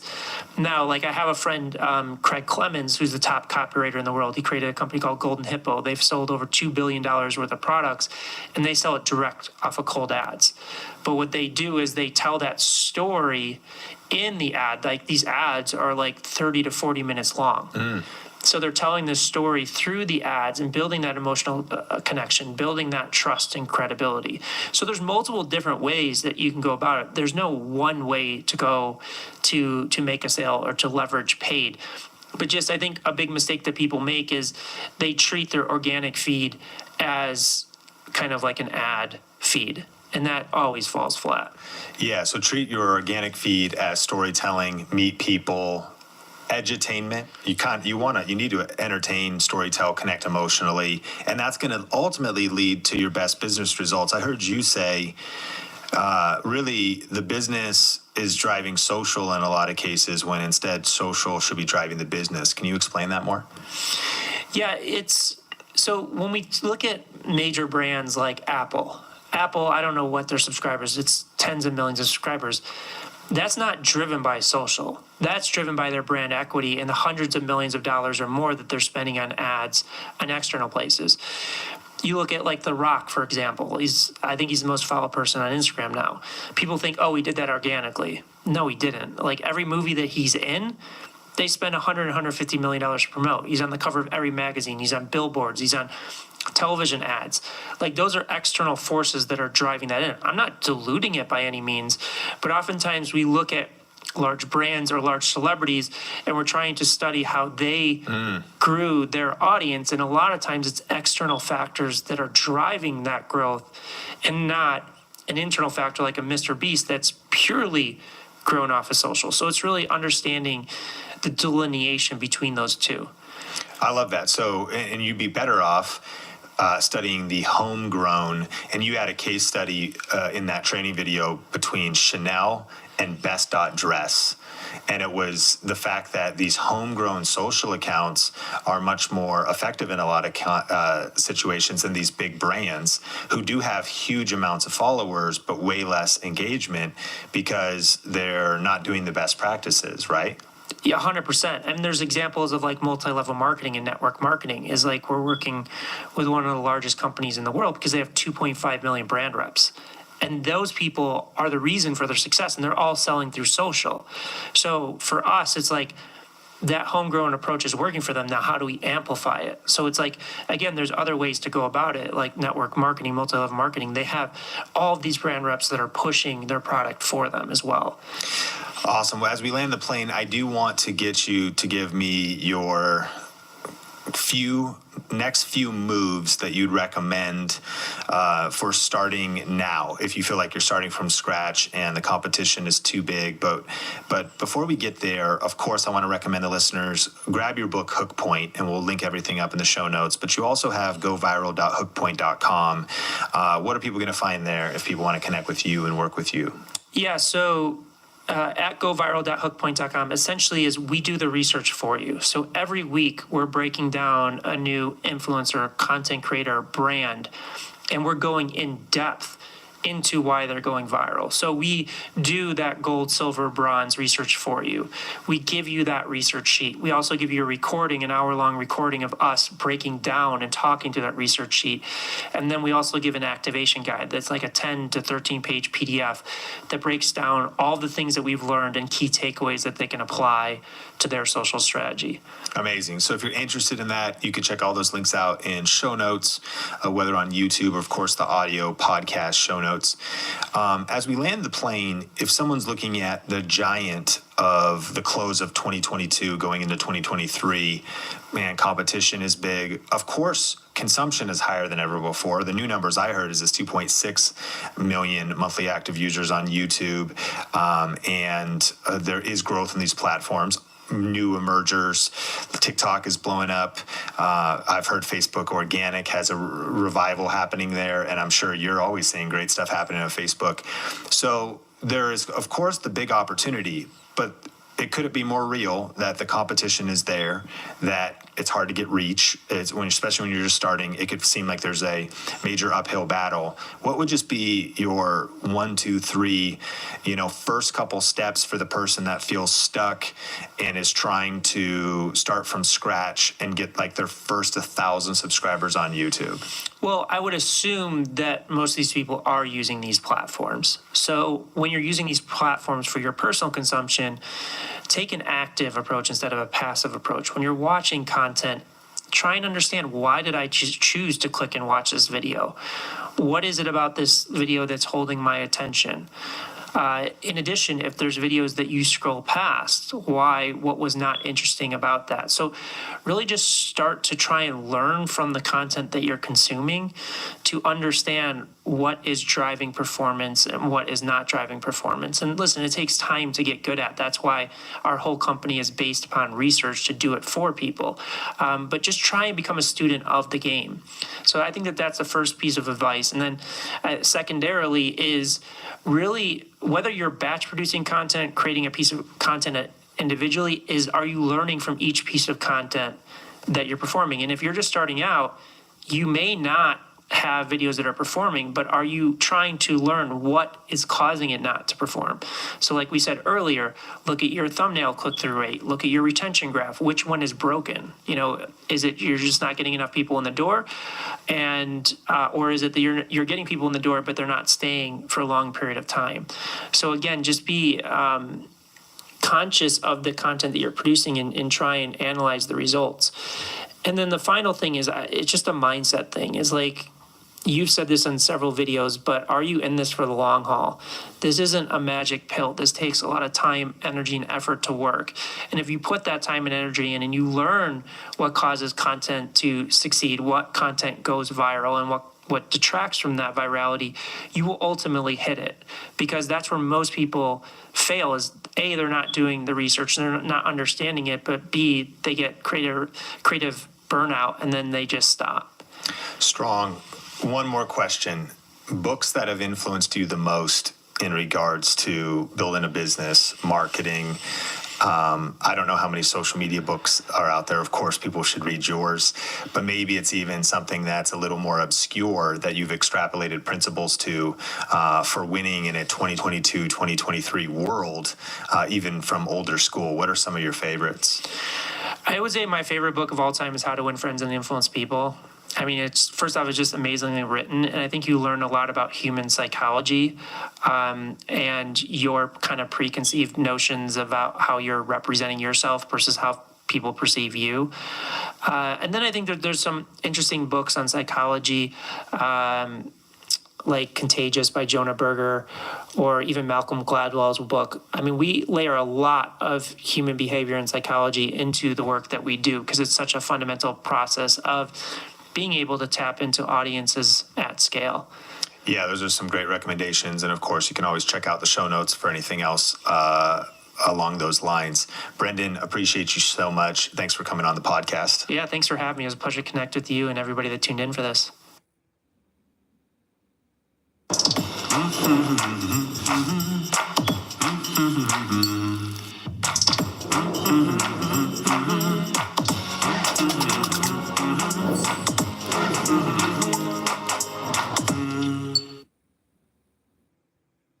Evo works 24/7 to attract and trap flying insects. Yeah, thanks for having me. It was a pleasure to connect with you and everybody that tuned in for this. Wow, wasn't that just amazing content? I'm ready to make a viral video. How about you? Well, this episode is so power-packed that I recommend that you go back and listen to it. Or if you've not yet watched it over on YouTube, I recommend going and watching it too. Sometimes just changing how you're receiving information can really help to soak it in more. So if you listen to this, go over and watch it. If you watch this, go over and listen to it as well. Well, I want to thank our Think Media community for supporting us here on this free show. It's been amazing to see this community grow and to see all of your comments flooding in on YouTube and on the rating and review feature over on Apple Podcasts. Today, I want to shout out Rory and Sage from our Think Media community. Congratulations on almost 1,000 subscribers, guys. They're at 864 at the time of recording. So I know you're almost to that 1,000. So I'm going to forward congratulate you on that. And thank you for leaving this comment. This is so inspiring and motivating. It's like hanging out with other creators. Love it. Well, Rory and Sage, we cannot wait to hang out with you soon. And thank you so much for being a part of what we're doing here on Think Media and over on the podcast as well. It's so encouraging to read your comments and to hear what your aha moments are from different episodes like this. And when we bring on our guests, you guys are so honoring to them inside of the comments. And I know that that'll be the same for this episode as well. Well, again, if you've not yet signed up for our latest free YouTube class, that could be your next step with us, where we're going to be breaking down the secrets to success on YouTube, what's working right now and what's not, and how you can get breakthrough and make your first $1,000 or get your first 1,000 subscribers on YouTube without a fancy camera, without years of editing experience, and without having to spend 50 hours a week on your YouTube channel. You can sign up for that free class over at thinkmasterclass.com or click on the link down in the description box below or in the show notes. Well, thanks so much for listening, and we are so excited for some of the future content we have for you. So stay locked here, subscribe wherever you're listening, and we'll see you in a future episode. Bye.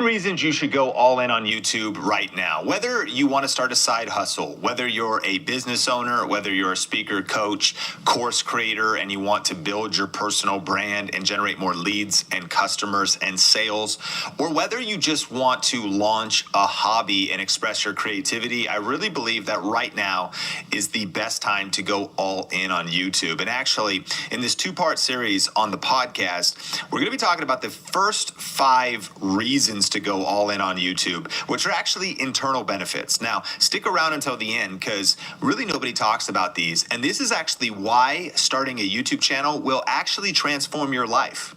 It's a big promise, but your life will be transformed for the better because of starting a YouTube channel.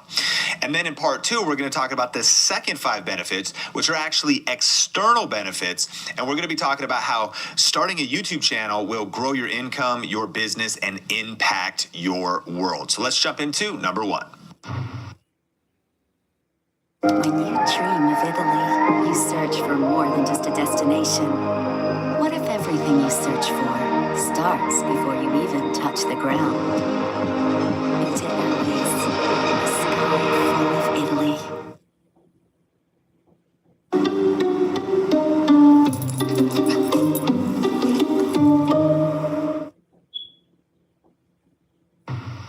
The first reason you should start a YouTube channel is to become a creator and not just a consumer. One of the ways I like to measure success in my life is to judge each day not by what I consume, but by what I create. And there's something so powerful that happens in your personal life when you step off the sidelines and you actually get into the game. I want to ask you a question. Imagine a world where you actually created more than you consume. Maybe kind of tough. Because maybe right now you consume some YouTube. I know I do. You consume some Instagram. You scroll on TikTok. Maybe you're watching some Netflix or some Hulu. Maybe you're finishing up Better Call Saul, the final, season and final episodes, right? Maybe you're consuming in a gaming context. And the majority of humans are actually in the consumer category. Now, listen, I'm a consumer. I like to purchase things. I like to watch things. I like to be entertained. I like to be educated. But something dynamically changes when you become a creator and not just a consumer. And imagine if you set a goal of creating more than you consumed, of getting off the sidelines where a lot of times the armchair critics like to critique those that are actually playing the game, and to get into the game yourself. When you start to create, that's where the action is. The goal is to press in where most people procrastinate. Have you been sitting on the sidelines? Have you been just afraid to jump out of just watching the Think Media podcast or listening to it on Spotify or Apple? Have you just been watching other creators, watching other business owners, watching other peers in your space, consuming what everybody else is doing, but you haven't pressed record yourself? Friend, it's time to become a creator. And here's what's interesting, is actually too much consumption is actually a negative. Multiple studies have actually found that there's a strong link between heavy social media consumption and an increased risk of depression, anxiety, loneliness, self-harm, and even suicidal thoughts. In fact, social media may promote negative experiences such as inadequacy about your life or your appearance. Wow. So that's the plight of the consumer in the extreme case. But now listen to this. If you find yourself growing weary and anxious about the future, scientific research indicates that regardless of your artistic experience or your talent, just a 45-minute session of focused creative activity significantly lowers your cortisol levels in your body and thus reduces your overall stress. Friend, being a creator is where your power is. When you get off the sidelines and you start creating, you start to get more self-confidence. You start to get momentum. You actually reduce stress. Your cortisol levels go lower when you express your creativity and you punch fear in the face and press record. I want to encourage you, one of the reasons to go all in on YouTube is to join the creator economy, is to join this world of being an action taker, a builder, a designer, not just a talker, but a doer. And one of the reasons I love this is because God, our creator, designed us in his image to be creative. So ultimately, we are most like our creator when we are being fruitful, when we're multiplying, when we're in the game, when we're creating, not just consuming. Number two, one of the reasons to go all in on YouTube, and remember, these are internal benefits. We're going to get into, yes, you could get views and all that kind of stuff, but this is some of that inner game that really can transform your life. The second reason is history and legacy. I actually surveyed some people in our community and I asked, why did you start a YouTube channel? Here's what Mom Life said. She said, we started out to document random and funny cute things that my kids did when they were babies, but over time, we got more into vlogging. So it turned into something. Their channel got some momentum. They started actually bringing some structure to it. But it started out just as documenting life, documenting their children. Danny Hollenbeck said this: to build a video library legacy for my two daughters to have as a remembrance of who their dad is and of what I love to do. So I think one reason everybody should start a YouTube channel is to document their life, their experience, their knowledge, their wisdom, and actually to put some of their legacy and their history on tape. Remember, this isn't necessarily for other people. This isn't because it'll get big. This is for the next generation. One of the things that gives me a lot of confidence is that should today be my very last day, I am grateful that my sons have an archive of their dad with some of my ideas, my thoughts, who I was. In fact, with as many videos as I've created, they really could get to know me and actually have quite an experience with their dad if I was, God forbid, to pass away at this very moment. And I'm actually intentionally building this, and I have so much bubbling within me. I have so much I want to share in regards to my vision, my values, lessons, like 10 things I want my son to know. This is some different videos that I want to create. I actually am reminded of my cousin who actually sat down and interviewed many of our family members and many of his parents, his aunts, his uncles. Friend, have you thought about starting a YouTube channel for the history and legacy aspect? There's something about becoming a creator. There's something about starting to just put history out there, put your journey out there, put your transformation out there. The person who's just consuming, they don't have that archive. The person who's pressing record has an archive, a legacy that's on YouTube. Number 3 is express your creativity. I started All Nation Restoration to help people. Chase for Business is literally what it says in the name. It is Chase for Business, where I can find everything I need in one place so we can help people get back to life. Golden Oreo Cakesters. Enter soft mode. Forget making money. Let's do that also. But what about just expressing your creativity? What about just actually relaxing a little bit? Take a deep breath. Let's chill out a little bit. We're all trying to get big. We're all trying to go viral. We're all trying to, build our businesses. And I'm into all of that stuff. But there's something about also just slowing down and enjoying the process. There's something about just being a maker. Just actually putting in some hard work and having something to show for it at the end of the day. Jevin said this: I started YouTube as a place to have a creative outlet away from my clients. So even as a videographer, he was doing client work for other people, but he also wanted just a place to express himself. YouTube can be a creative outlet and a place where you experiment, share, you have fun, and you let your creativity expand. Again, how do we trick the algorithm? How do we please the algorithm? How do we please the audience? Those are legitimate questions. How do we get videos to go viral? What's working right now on YouTube? I mean, that's what this podcast is about. But there's a whole other side of this. And remember, these are the 5 inner reasons to go all in on YouTube, because there's just something powerful about expressing your creativity, about maybe just experimenting a little bit. Listen, experimenting with one video that's maybe slightly off brand or not fully in your niche, like it might just be for you. Post the video. That's not going to kill your channel. It might just be something that allows you to express your creativity. Number 4, personal growth. I believe that one of the most powerful reasons you should go all in on YouTube is because it is a great way to accelerate your personal growth. You see, starting a YouTube channel is going to push you out of your comfort zone. It's really going to challenge you to learn new skills. It's going to build your confidence. It's going to force you to expand your knowledge. It's going to require you to embrace continuous problem solving. It's going to develop your resilience. I have learned that starting a YouTube channel is one of the greatest personal development tools that I believe exists in the modern era.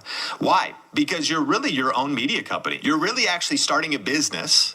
Even as a solo creator, that might just be doing a hobby, because what are you doing? You gotta market your channel. You're trying to uploading a thumbnail is like uploading a graphic image. It's the visual to promote a video. You're trying to title your video. You're trying to learn how to write titles. You're trying to learn how to communicate on camera and edit. You have to bring such a multiplicity of skills, and then eventually you're thinking about, maybe I can monetize this. You're trying to think about negotiation. How do I negotiate with brands? Maybe you're trying to hire somebody. Now you're actually building out a team, so you're a manager of others. Even if you just hire a VA through VidShops or a virtual assistant type of an editor, you're running a media company. Even if it's just small, and if it's just you, you're wearing multiple hats. What that does is it forces you to grow. Is it easy? No. Can it be painful? Absolutely. But life is about growth. When we sit still, we actually lose ground. But when we press into our future and we challenge ourselves and learn new skills, one of the best ways to challenge yourself to grow is, again, to stop consuming, to start creating, and you're just going to see a lot of growth. And it's not going to be without pressure. Like, you might feel like quitting. You might feel like it's heavy. You might feel overwhelmed. You might feel like there's a lot to learn. And that's all true. But friend, remember, pressure creates diamonds.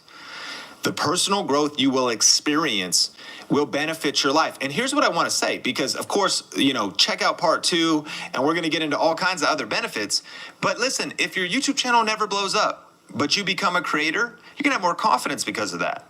If your YouTube channel never even goes to the moon and you never have 1 million subscribers, but you have a history and legacy and memories that you can share with your family and the next generation, there's something powerful about that. If you're expressing your creativity and you're growing personally, it changes you.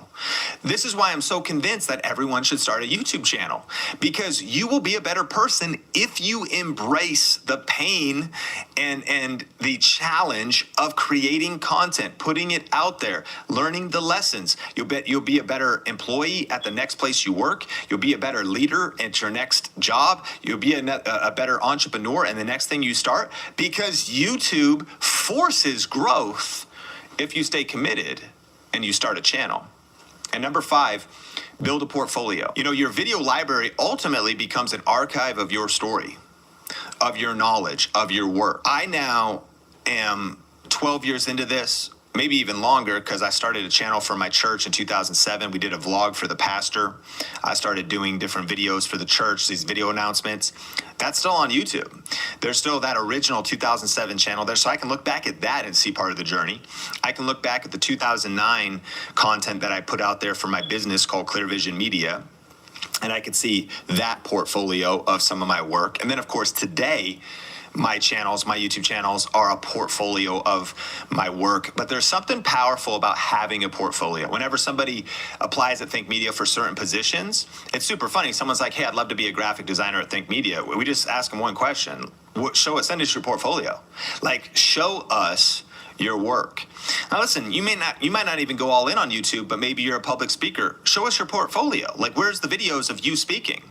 If you're a graphic designer, show us a portfolio, maybe some tutorials, but also that shows what you're capable of. If you're somebody who works in HR, you could have a YouTube channel sharing your HR tips. And then when you apply someplace, you're like, hey, here's some of this content I've taught. We're like, wow, we got a portfolio of your thought leadership, of your expertise, of your knowledge, of who you are, of your core values, of what you believe. And then, of course, if you are a videographer or something else, you've got a portfolio. If you're doing Airbnbs and real estate, you're documenting the journey on YouTube. We're saying, oh, there's your portfolio of the empire you're building in real estate. There's just something powerful about having a portfolio, having a place where you're documenting your work. You don't have to just be a creative. You could be just documenting with a janky smartphone, a little selfie stick, and just kind of documenting your professional life. You could be documenting your artistic drawing life, your music life. There's something about having a portfolio. And I know personally, I am proud of my portfolio. As I've built it up, every upload that has gone into that bucket, into that portfolio, actually just continues to compound my confidence. And so when I think about these first 5 things, these are internal truths and results of what happens when you commit to starting a YouTube channel. So friend, have you started yet? Have you punched fear in the face yet? Have you been on the fence and actually just wondering if you should go all in? In part 2, we're going to talk about other benefits and really the external benefits of starting a YouTube channel. But I would argue these internal benefits are almost more important. Life is not so much about the destination that we're going to reach one day, but it's about the journey. And these are journey reasons. I'm becoming a creator. I'm expressing my creativity. I'm building legacy. I'm building a portfolio. I'm sharing my journey. I'm growing personally. That is a transformative experience. It's not a moment in time. One of the things we've been talking about here at Think Media is that creating content is not a one-time event, it's a lifestyle. That starting a YouTube channel is not just a place where you just post one video and ignore it, it's a habit, it's a routine. And it is a habit and a routine and a lifestyle that can be incredibly powerful to help you express your creativity, grow personally, build a portfolio, create legacy, and ultimately become a creator and not just a consumer.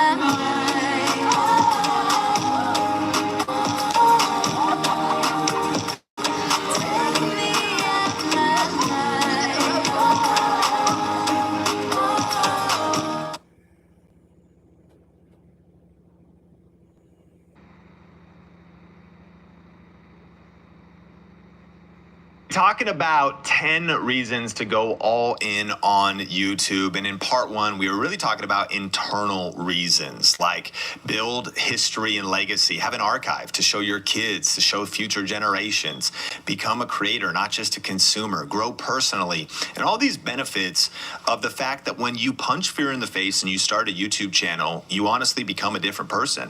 It challenges you to level up. It'll actually affect other areas of your life. And if you let it, you truly will become a better leader, a better entrepreneur. You'll be forced to learn new skills. You'll be forced to solve problems.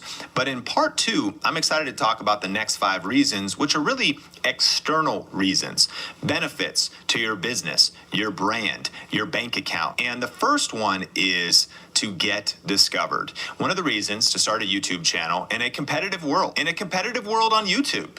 You might say, I feel like someone's already doing what I'm doing. That's true. You might feel like the world's noisier than ever before. There's more marketing messages than ever before. That's true. But the fact remains, YouTube is still the best place to get discovered. It's still the second largest search engine in the world, and it's an amazing place to even start from scratch. You know, when you study experts in the space, it is amazing that new people are starting new channels and they are growing in 6 months from 0 to 1,000 to 10,000 and 100,000 subscribers. I think about Larry. He's a chartered financial analyst. He got his first 1,000 subscribers in 10 days when he started his YouTube channel. He's about to cross 100,000 subscribers, and he's basically started within the last year. And so you didn't have to start 10 years ago. You didn't have to start 5 years ago. You can still get discovered today.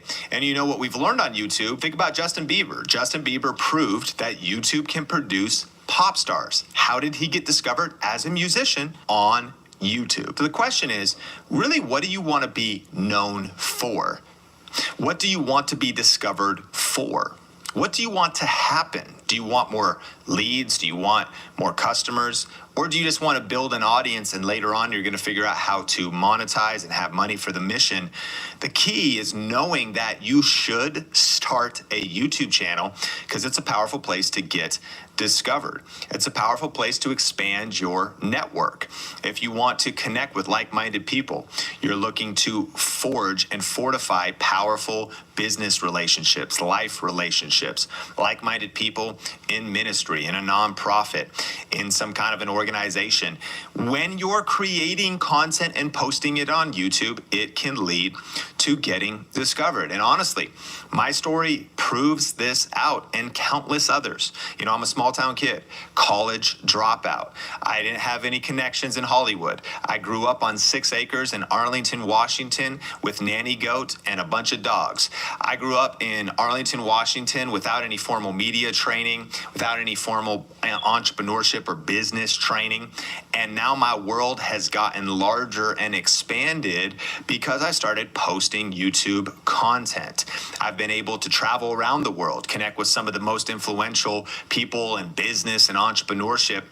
And I have people know who I am. Why?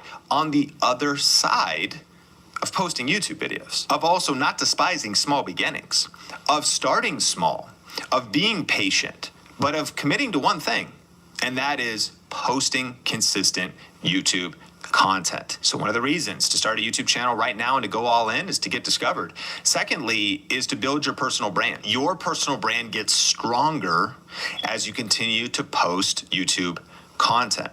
You know, when people discover your content or when you send it to them. Now imagine, right? You got a client. You've got somebody that is considering they want to work with you. You send them an email. You say, here's a YouTube video where I explain a little bit of our proprietary process. Here's a YouTube video where I actually share a little bit of how we've helped a client. Here's a YouTube video that kind of shows a little bit of one of the projects we worked on. When someone watches that, they get to know you and your expertise is platformed. That's a chance for your reputation to get known. That's a chance for your authority to be built. It's a chance for people to build trust with you. These are the elements of personal branding.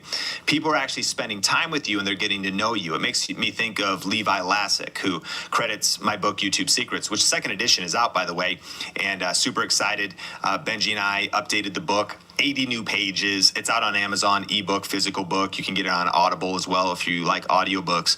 And we actually tell Levi's story at the back of the book because he read the first edition and he started to take action on posting real estate content on YouTube. His channel is called Living in Dallas, and it's a real estate channel. But one of the things he told me, besides the fact that they did like $92 million in a year or something like that of top-line real estate revenue, which led to $2.3 million in commissions. Rough numbers, those are my approximate numbers, but crazy. Him and his partner, Travis and Levi, from posting content, it led to crazy business results. But some of the stories he was telling me was what would happen is people that were moving to Dallas had been binge watching his YouTube channel. So they're getting to know him. They see his expertise. They see his knowledge of the Dallas area. They see that he is consistent and knowledgeable. And they're getting to know little nuances about him because when you hang out with somebody, just like you're hanging out with me right now, maybe you listen to the Think Media podcast, you've probably been kind of getting to know me and my weird quirks and dad jokes and, you know, cadence and all this other stuff. Like we're spending time together. What would happen is people would oftentimes move to Dallas and he would close complete real estate deals having never even met someone. Now, real estate's a big trust game. You want to build trust with your agent. You want to get to know them. But that was what had happened. There was an acceleration of trust because he was already getting to know people. They had watched 50 videos, 100 videos. And so in some cases, he's closing contracts. It's all happening via DocuSign and email. But not just because there's some gimmick to it. It's because YouTube content helps build your personal brand. People get to know you. They see your reputation. They hear some other client testimonials, maybe if you put those up, whatever it is.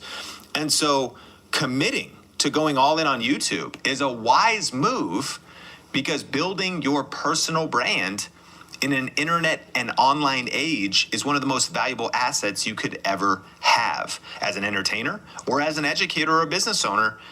It's a powerful reason to go all in right now. The next one is to make money. No doubt about it, creating consistent YouTube content can be incredibly lucrative. You know, data came out from Influencer Marketing Hub that there's now 2 million global content creators earning 6 figures. 2 million, right? That the fastest growing type of small business right now, Signal Fire discovered, is being a content creator. They're kind of talking about them as the new world of entrepreneurs, like work from home, startup companies, oftentimes individuals that are creating content and then monetizing it.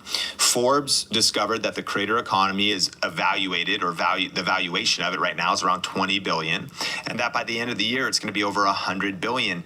That is 5x growth that's happening right now in just 12 months time.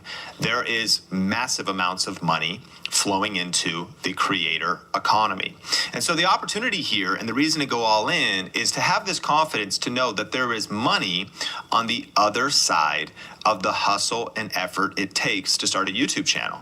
And that money could be connected to you as a content creator, as a startup hobby creator that maybe wants to share your passion and entertain and eventually get enough views so that YouTube pays you, eventually get enough views so brands want to send you free stuff and send you money through brand sponsorships. Maybe you start a Patreon or channel memberships, and maybe you're kind of on that side of the creator economy. On the other side, you're a business owner, but maybe business is tough. Maybe you don't have enough customers or leads. Maybe you realize that as you're growing your business, competition is rising as well. And if you want to stand out and be different, listen, your business is going to stand out among others if everything else is the same, but they don't have a presence on YouTube that's educating and giving free value and letting people get to know you and putting out your reputation and letting people understand your authority and your expertise through your personal brand. You're doing that, and the other competitor of yours is not doing that. You've got the advantage. It is an advantage to you to go all in on YouTube right now. The person with 50 to 100 YouTube videos platforming their expertise has an advantage over the person who's in the same industry who has not done that. The fact remains. And when you do that, and you do it intelligently, and you connect it to a smart sales process and smart lead capture methods and an intelligent way of setting it up to how it can be connected to your product, service, and services, you're going to generate more money. It's staggering. And you may just be starting, and this may also sound like a lot of information right now. You may be new to the Think Media podcast, but just coming from me, heart to heart, I just transparently have a chance to sit in a lot of really weird rooms. Like I recently just went to Miami for this invite only event at Cardone Ventures, super strange, with like 50 other quote unquote influencers, whatever that term means. But I was in the room, and I think they added up the total top line revenue of businesses in that room and how much they were generating. And it was almost $2 billion. It was $1.96 billion of top line revenue from the entrepreneurs in that room.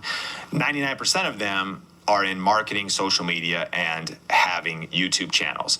They're not YouTubers, they're business owners, but that are understanding the power of marketing online and of marketing on social media and of marketing on YouTube. I speak at events like VidCon, Vid Summit, Traffic and Conversion Summit, Social Media Marketing World, different events. I'm about to fly to Atlanta and speak there.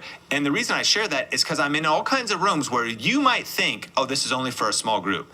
You might think that there's just like a few people doing this, but like I haven't really seen the practicality of this. We threw our own event, Grow a Video Live in Las Vegas, and person after person came up to me. Now listen, they came up to me and they said, hey, 5 years ago, I was at Grow a Video Live 1, and now I'm doing $8 million a year in our business.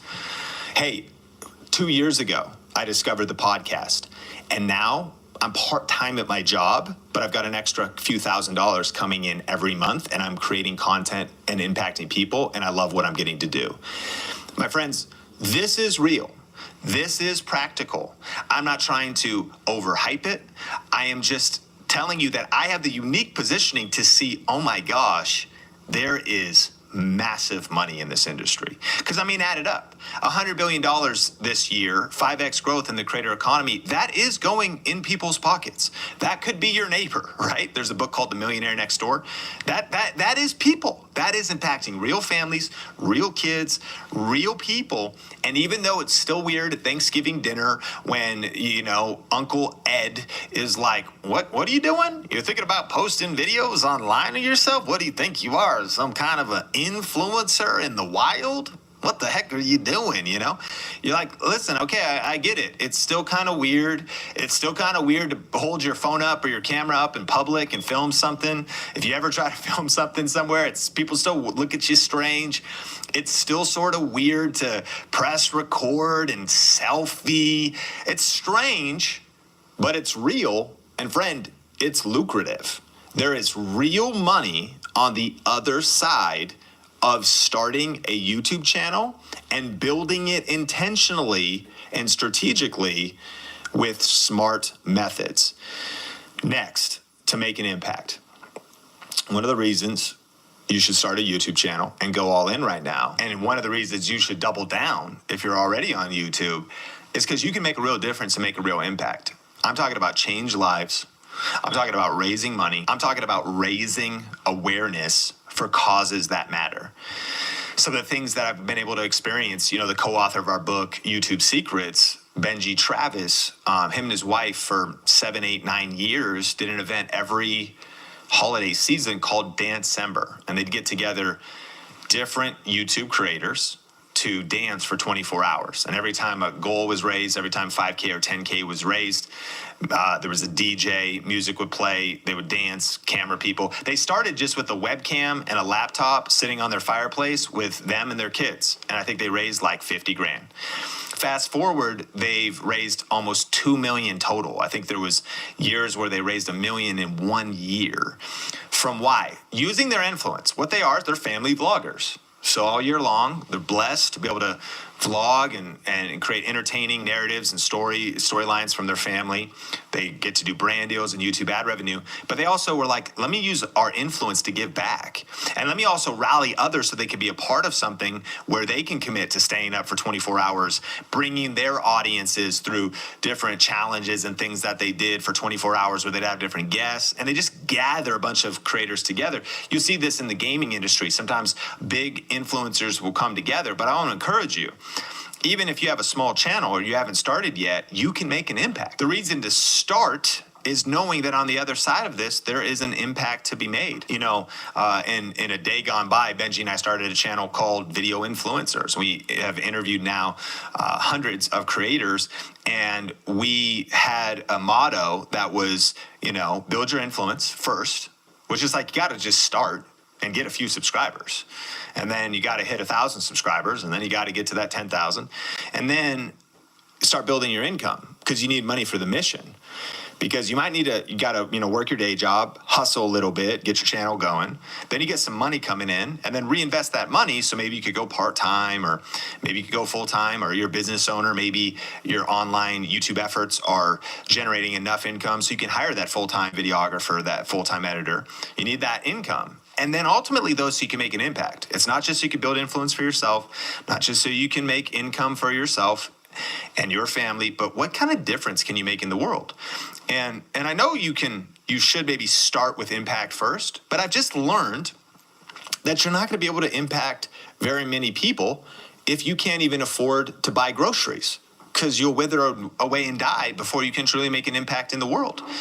So it really leads to impact. So as Benji and Judy built their influence, they were able to do Dancember. You look at Mr. Beast, he's done all kinds of things, but he did like Team Trees. Team Trees was this campaign where people are donating money to plant a tree, and they have planted over 23,940,000 trees so far. You can look up the website, Team Trees. And that's cleaning the world's air. We need trees. We need to plant them. And so let's make it a difference in all kinds of different ways. What do you care about? What moves you? What kind of difference would you want to make? And I want to encourage you, of course, do it right now where you are. But this is one of the ways to light a fire to say, hey, the reason I want to start a YouTube channel and commit to the challenges of growing that YouTube channel is not just for myself, but it's for the difference I want to make in the world. It's for the impact that I want to make. It's for the money I want to give away. It's for the resources I want to give away. It's for the lives that I want to change. This is one of the things that fuels me. In addition to our business itself, Think Media, being a place now that employs others, other people who have kids, pays people's bills through them working here. Hopefully they get to have powerful experiences. Recently, we were able to take our entire team and their spouses and children to Disneyland and hopefully be a blessing to our team, but we also want to be a blessing to the world. For example, we partner with Compassion International. We sponsor 101 kids every single month right now. We're always trying to add more, and that includes housing and food and education, and in our case, in our passion, discipleship. We love to give away a lot of money to our local church and our local churches now in a couple different states and different causes that we care about.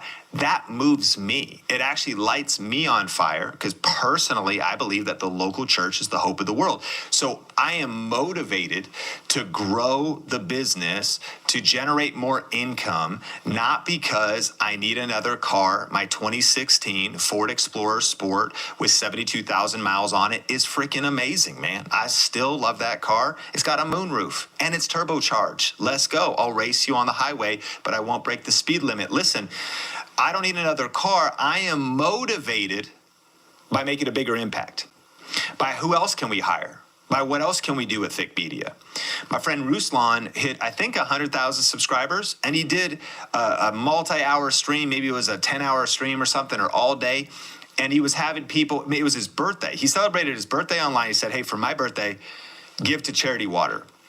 I think he raised $10,000 or $20,000 for charity water to have wells in other countries throughout having a bunch of guests. And I was a guest on his show, and he brought on like 20 of his friends. Listen, you can connect with others and make a real impact. Our friends at vidIQ did a major thing raising money for Ukraine. A lot of their team members on the vidIQ team helping build that software that helps you with YouTube. A lot of their team members were in Ukraine, and so they did a whole thing raising money and awareness for Ukraine. My question to you is, what matters to you?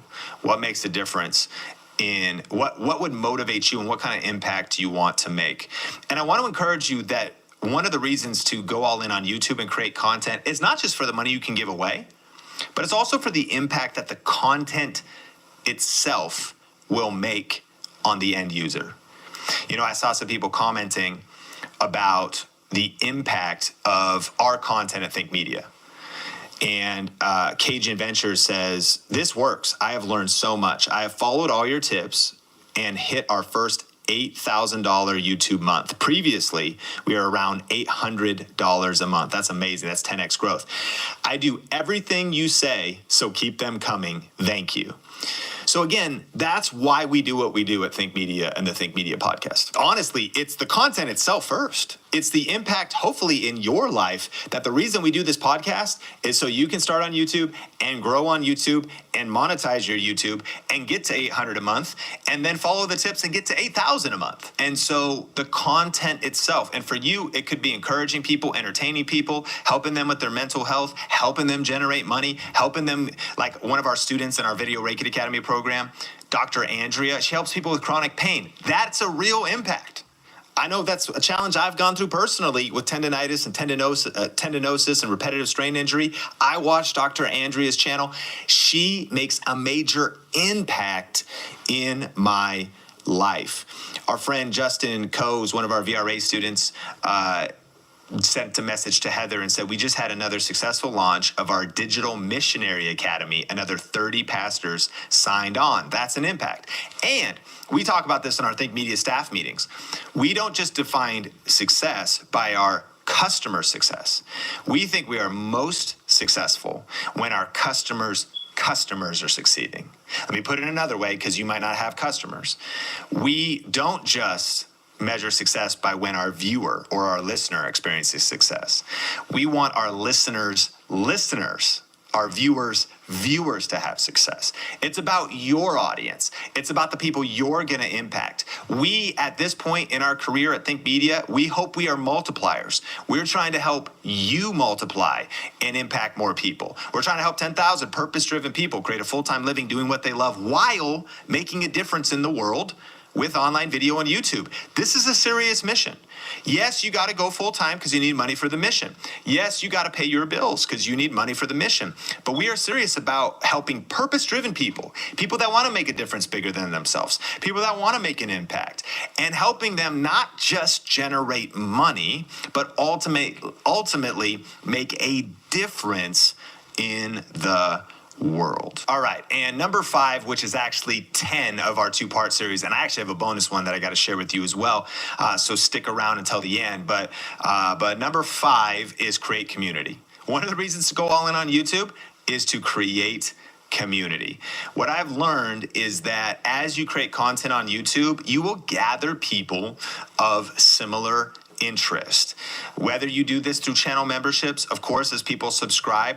But what I've learned is that this leads to in-person friendships and connections. If you're on YouTube long enough, eventually there's probably, and that's up to you. You might be like, I don't want to see anybody. I'm an introvert. I don't want to go in public. That's fine. It's entirely up to you. But what I've learned is that it's amazing that a lot of online connections have led to in-person relationships, whether that's meeting up at an event. You know, we're based here in Las Vegas at Think Media, and we have a thing called VegasInfluencers.com. If you want to go to VegasInfluencers.com, you can sign up. All it is just a database for when we do local Las Vegas meetups.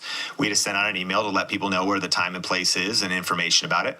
And so if you're in Vegas or you're in Arizona or California, or you just want to know, VegasInfluencers.com. We have had 10 people, 30 people, 50 people. We've had people fly in for it. And we've had these incredible connections and meaningful moments with people because we started a YouTube channel.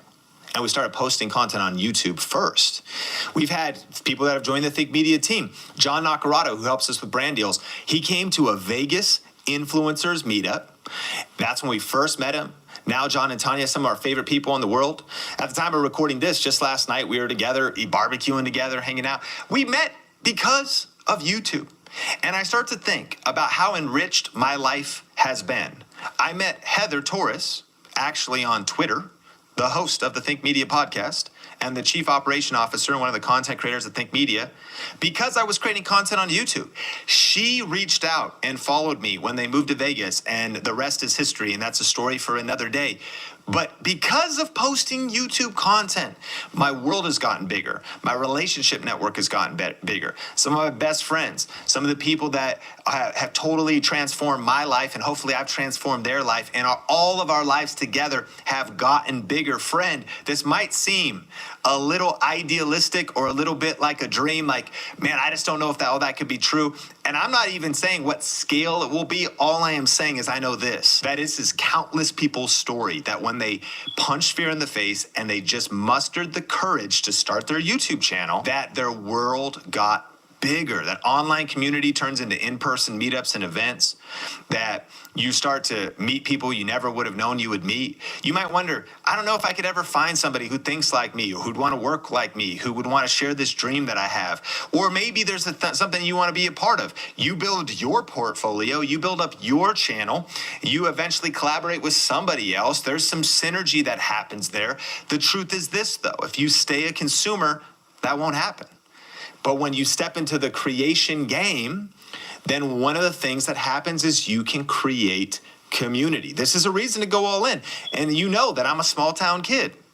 I grew up in Marysville, Washington, and Arlington, Washington, and my world was not that big.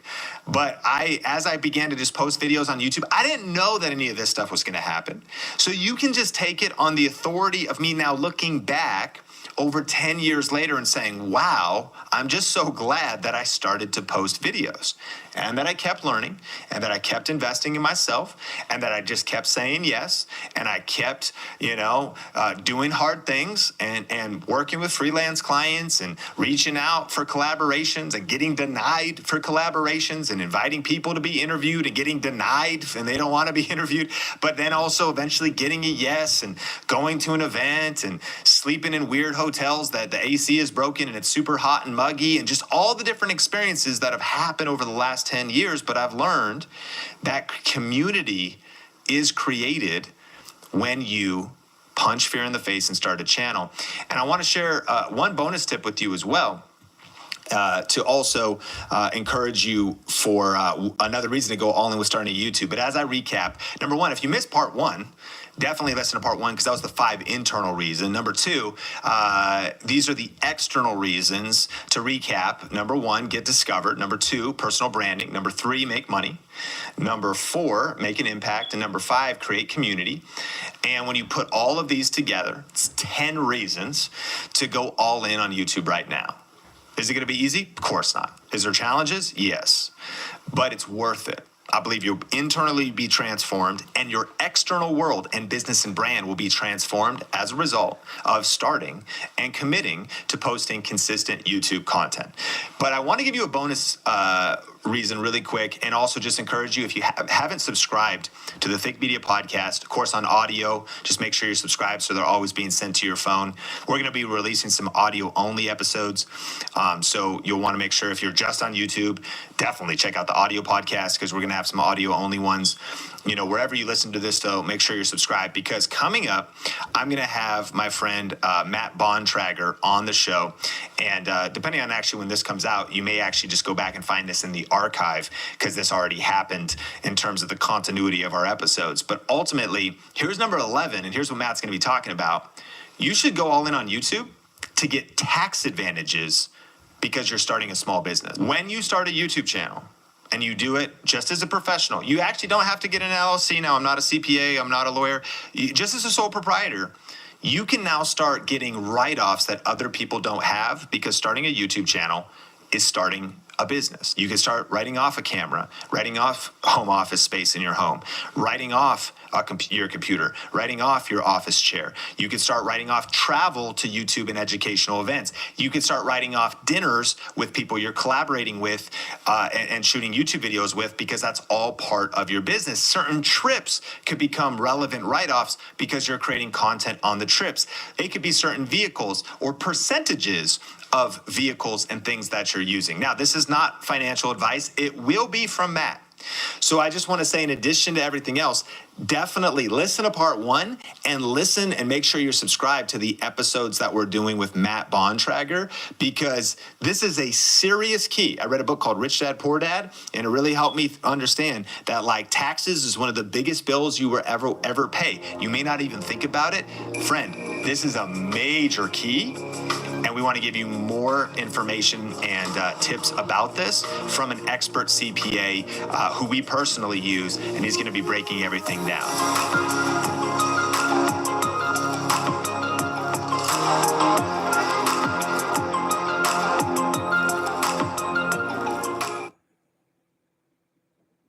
No sugar added, and the bar tastes this great? Lily's really is magic. I'm Stanley Tucci, and I'm exploring the complex connections between the land, the people, and the food they eat. Oh my God, it's so good. In the country I love, Italy.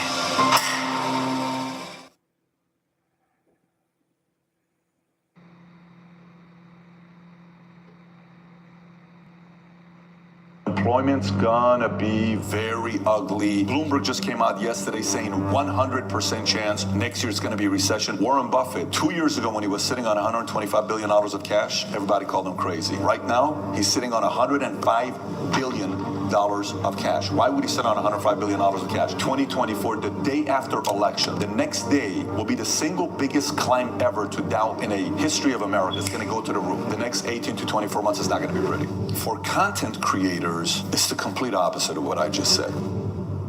Thanks for coming back on the podcast. Fired up to get into the content. We got the economy to talk about macro economy, the creator economy, and I want to hear about content strategy, how you're thinking about content, how you're thinking about all of that stuff. But this is a special interview because today is your birthday. Yes, it is. And you're here at work. How do you feel about your mentality when it just comes to hustle, working on your birthday, being devoted to your vision? What's it mean to you in this moment on your birthday to be doing a podcast here at Valuetainment headquarters? I don't mean to, undermine it, but it means literally nothing. It's just another workday. But here's why. A long time ago, when I started building my business, I said, so if I'm somebody that takes vacation based on what the government tells me, then I'm just like everybody else. I said, I don't want the government to tell me when is a vacation. I don't want the traditional days to be vacation. I want me to choose when I want to go on vacation, whatever those days may be. So Christmas to me, extremely valuable. I spend for Christmas because it's my favorite holiday of the year. Birthdays, it's 44. I mean, it's Reggie Jackson's number 44, Jim Brown, you got Nolan Ryan, and 44 is...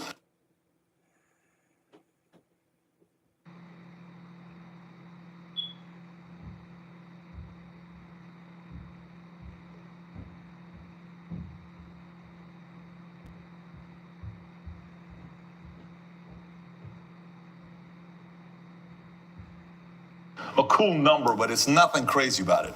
I think 45 we'll do a party. I'm probably not going to do anything from 46 to 49. And at 50, we're going to do something that's going to be pretty legendary. But yeah, in regards to today being a birthday and me being at work, this is very, very, if you ask my wife who's somewhere around here, we just had lunch, we went and looked at the other building real quick. This has been the story of my life. I'm the guy that ran sales meetings on Labor Day weekend where everybody's taking Monday off. I had a 6 a.m. sales meeting. You know, I'm the guy that, you know, December 31st, everybody's partying until late at night. January 1st, I got an 8 o'clock sales meeting. I'm that weird guy that ran those meetings because I just felt, you know, if it's a psyche, if it's whatever you want to call it, I wanted to do what others don't want to do on certain days, and I want to teach willpower to myself and others. I thought that's what it took to win. And whether I'm right or wrong, it's worked out. I love it. So you spoke at our event, Grow With Video Live, and you came out swinging. You were about to talk about content, but you were like, listen, warning, you know, you got to get ready for the next 24, 36 months. We could be facing the greatest economic crash, reset. And recently at your conference, The Vault, you had Robert Kiyosaki come on. And he spoke at your event and he said, we are about to face the biggest economic crash in history, and it's still coming. It's the everything bubble. My question for you is, have you updated your point of view over the last few months? Do you think things are going to be better, worse, in the middle? And even you made some predictions about housing, all of the above. What's kind of the current state of the economy from your perspective and some of the things you're personally doing? Housing's going to still take a massive hit. It's not over with. The luxury housing market dropped 28%, which that's a problem right there. And the way they define the luxury housing market is like the top 2% in any city. So, top 2% in New York could be a, $20 million home, but a top 2% in Toledo could be an $800,000 home. It doesn't matter. Imagine the luxury market dropped 28% in 6 months. So a $10 million house is a $7.8 million house. $1 million house is a $720,000 house, $7.2 million house. So that's a big number right there. Loan officers are leaving the industry by the droves. Realtors are leaving the industry by the droves. You're looking at licensing in the state of Texas is down. Licensing in the state of California is down. You're seeing what's going on with the economy right now, where it's kind of okay season right now. It's like, oh, it's good, it's recovery. It's not recovery. Powell's talked about the fact that they're going to raise interest rates until inflation hits 2%. Inflation is still 8%, which means rates are going to go. 30-year mortgage rates just cracked 7%. A year ago, you could have gotten a 30-year mortgage rate at 2.65, 2.85. That's a big difference when you think about the payment. So the only thing that happens when rates are high, value's down. When rates are low, values are up. The mortgage payment is the same thing. It doesn't matter. So the mortgage payment on $1 million home at 7% is the same as the mortgage of a, say, $1.3 million home at 2% or at 3%. So nothing's changing in regards to monthly payment that I can afford. Rates are going up, so value has to go down. So there's going to be a lot of people that are still sitting on their homes trying to sell it. They won't do it. By the way, I'll give you a personal story on how I lost $100,000 in a car the last 12 months. Okay, so my Ferrari was on sale a year ago. I didn't want to keep the Ferrari because I couldn't fit in it. A little less than a year ago. It's an SF90. It's a beautiful car. I put it in the market for $800,000. I got a $765 offer. I said, no, I'm not going to sell for $765. There's only a couple of these in the market. I'm going to get my $800. Personal experience I'm telling you about, right? Okay, Mr. Genius. So this $799 car that I turned down $765, 3 months later, I called the guy back and said, no, I'll give you $700. I said, no. So then I got a $720 offer I turned down. I got a $710 offer I turned down. I got a $700,000 offer I turned down. And I'm getting $685 offers I'm turning down. What do you think is going to end up happening? It's going down. But it's dropped itself $100,000, $120,000 just sitting on it. So from personal experience, this is not going to slow down.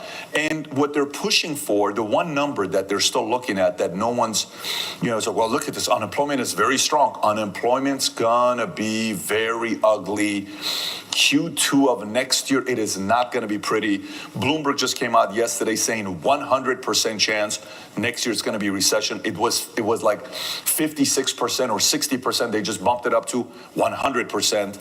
Jamie Dimon said it's going to be pretty ugly. Everybody you talk to is not looking too pretty right now. And matter of fact, while this is going on, A guy that many may recognize, his name is Warren Buffett. We all know who he is. David Rubenstein just wrote a book called How to Invest, phenomenal book. And he's interviewing everybody. Larry Fink, Ray Dalio, doesn't matter. He's interviewing all the great ones. And everybody gives credit to one guy, Warren Buffett. Well, Warren Buffett, right now, 2 years ago when he was sitting on $125 billion of cash, everybody called him crazy. Right now, he's sitting on $105 billion of cash. Why would he sit on $105 billion of cash? He knows opportunity is going to come up. He's going to buy companies on pennies on a dollar. Then the legendary, Bridgewater, you're talking Ray Dalio, who 5 years ago was saying cash is trash, just came out and says cash is no longer trash. Cash is valuable today. You got to have cash because opportunities are coming along. So it's going to be everything that I said that I believe it was going to happen. It was going to happen. Now, Dave Ramsey, who's beloved by a lot of different people, and he's very big in the Christian community, and a lot of people follow him. I went to a church that we would go take a Dave Ramsey course. That's kind of what you did if you went to a church that wanted to have somebody with credibility talk about money, and he would always give the basic, how to pay off your debt, buy term, invest the difference, all the basic principles. He said, don't buy into this fear porn that everyone's talking about. Real estate's going to drop. He said this 6 or 9 months ago. I don't think he's saying that right now because real estate has taken a hit and it's not going to be slowing down. You got inventory that's going up. It's not going to slow down when inventory. I mean, I can go on and on and on telling you a bunch of other things with the market. I'm not changing my position. I think 2022 is going to be ugly, but not that ugly. I think 2023 is going to be very, very weird year for a lot of people.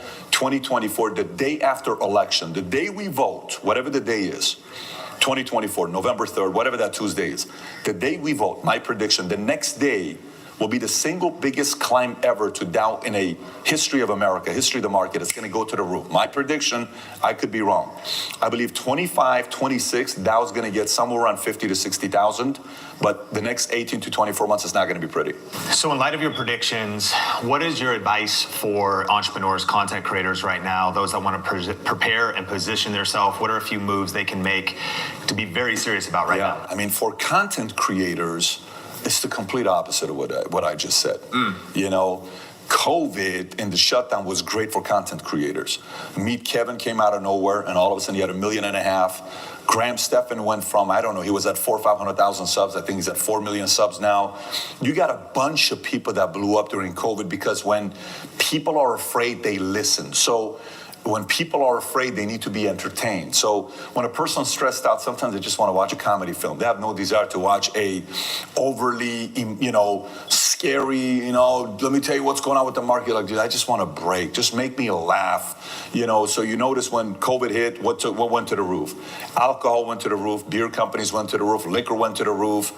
Entertainment went to the roof. Tiger King became a celebrity where he's running for office not to be a president. Who would have thought we're going to watch Tiger King? 64 million people are going to log on to Netflix in the first 3 weeks and watch Tiger King. Who's Tiger King? I was in Tiger King 2. I don't even know I was in Tiger King 2. I'm getting calls saying, Pat, you realize you're in Tiger King 2 because I interviewed one of the individuals from Tiger King 2. Now Joe Exotic is in jail. Him and I message each other and he follows the content. But you didn't know what was going to happen. So for content creators, if they position themselves right in areas that people want, I think it's going to be a very good season for content creators who position themselves the right way. If I personalize this a little bit, we're so inspired by what you've done with Valuetainment. You've bought this incredible building. Your podcast is in a vault. It's the Vault Podcast. It's a former bank, right? And we're about to tour it. Excited for that. We want to buy a building in Las Vegas. And my wife and I also, our current house is so positioned to be an amazing rental. It will cash flow incredible. The mortgage is under 3%. And we have more kids. We want to expand. If you're me, are you buying, what would be your timing on pursuing buying commercial and buying a home? I happen to be in the market of Vegas. It's a hot spot. It swings high, swings low. And then we maybe broaden that advice. Maybe somebody can relate to thinking about expanding their business. You just bought a new building. And so maybe dueling mindsets of, do we shrink back? Do we lean in? Or what are some of the factors of measuring these things? Yeah, so I'm going to say something. Some people are going to not like it, but it is what it is. I think it's a perfect season right now to make disrespectful offers. Let me say that one more time. It's a perfect season right now to make disrespectful offers. A year and a half ago, nobody had the right to make disrespectful offers. and nobody cared if you made disrespectful offers.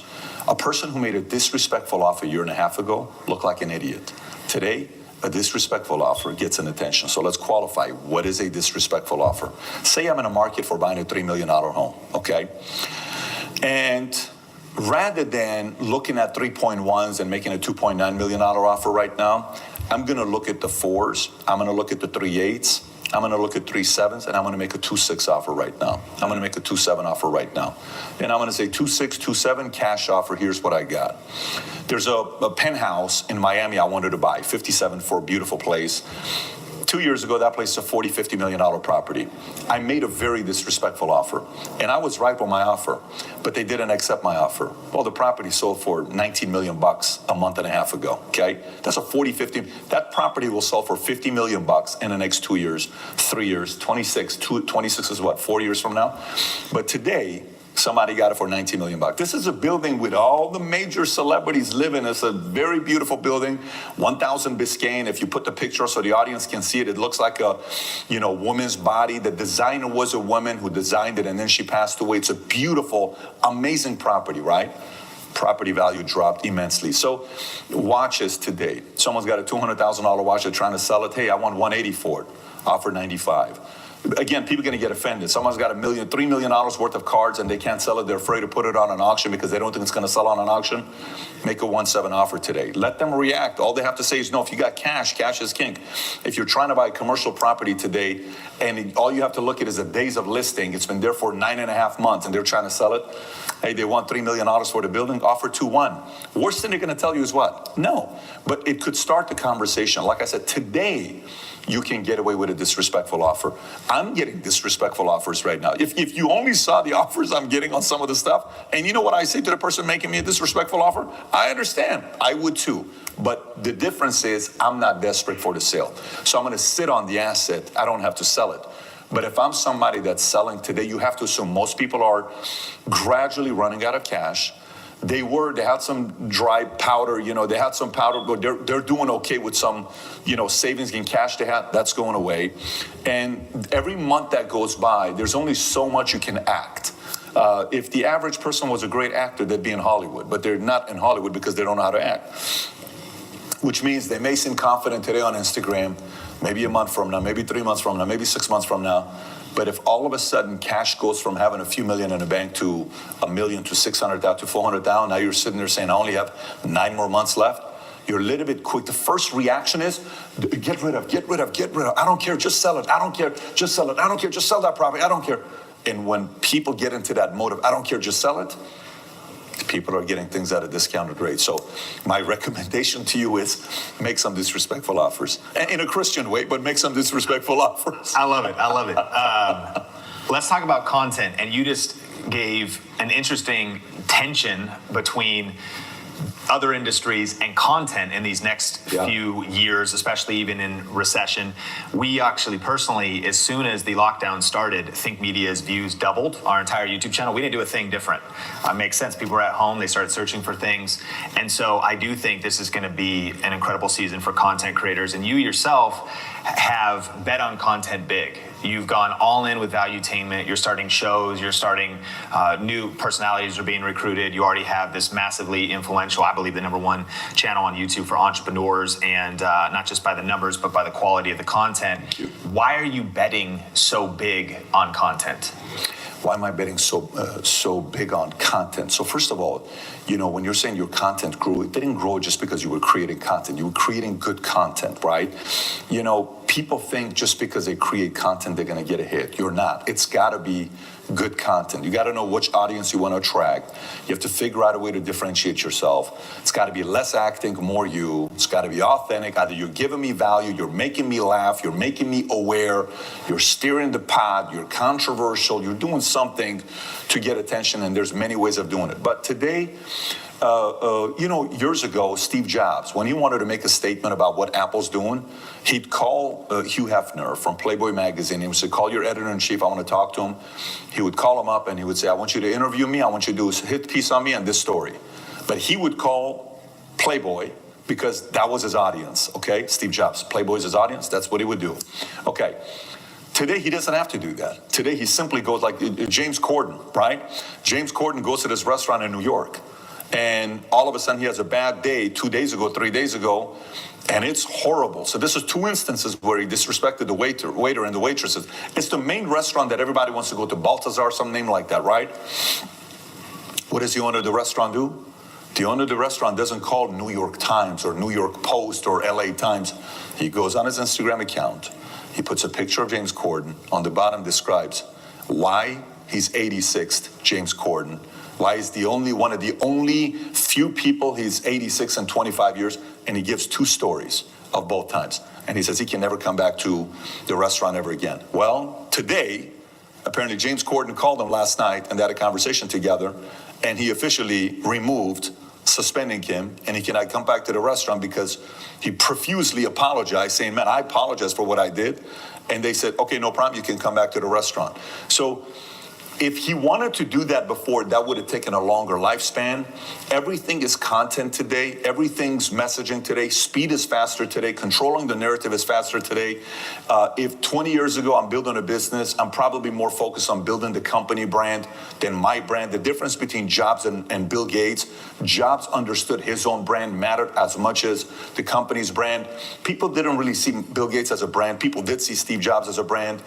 And you saw the similar thing with Larry Ellison and some of these other guys. And today, you're seeing the difference between Bezos and Musk. Bezos at one point was worth more. But people don't know Bezos. They don't even like Bezos. Why don't they like Bezos? Why don't people like him? Because no one knows nothing about the guy. Why do people like Elon Musk? Why do people like this guy? He's louder than Bezos. Shouldn't they not like Elon Musk? Well, then Elon Musk trained Bezos to realize, hey, Bezos, you got to get a little bit more vocal. You got to start paying attention to your brand. So what does Bezos do? Bezos starts showing what he's doing, traveling, having fun. He posts a picture with his muscles saying, hey, come on, Leo, say something to my girl in a joking way. Then he calls out Joe Biden because Elon Musk is so vocal about what he's saying. Now people are saying, hey, his engagement's gone up. People are liking Bezos. There's a little bit of, oh, this guy's got guts. He's got audacity. So everyone's starting to realize, in today's era, whether you like it or not, we're all naked. There used to be a time we could all just hide and be quiet. It's not an effective strategy today, because today, when somebody doesn't say anything about anything, we see them as disingenuous. When somebody doesn't have an opinion about things, we see them as they're hiding something. Versus, here's how I feel about this. Here's how I feel about that. Here's how I feel about this. People are trusting brands more who's a leader at the top, has a position, not necessarily a, black and white position, but we know you a little bit, versus we know nothing about you because we don't know whether we should trust you or not. So it's a different world today of creating content. So that's why we're doing it. And for long-term purposes, we feel every brand has a position they take. You got some people that make movies that surround sports, ESPN, documentaries, 6460, that's great. You got some people that make, for superheroes, you got Marvel, Avengers, all this stuff. Some that are making movies that's about comedy, fantastic. Some that are making movies that's political, Daily Wire, they're trying to give their messaging. We're going to be making movies for the rest of our lives with Vitamin Media Company around stories of an entrepreneur and the other underdog. We're going to inject the spirit of capitalism to people around the world, because without that system, I'd be a regular guy today. You're starting multiple shows and you're recruiting personalities. What's your vision? Is there an unlimited cap? How many podcasts do you want to start? How many shows do you want to start? Is it an organic development or a highly strategic, like you're trying to hit certain numbers, like Starbucks opening new stores?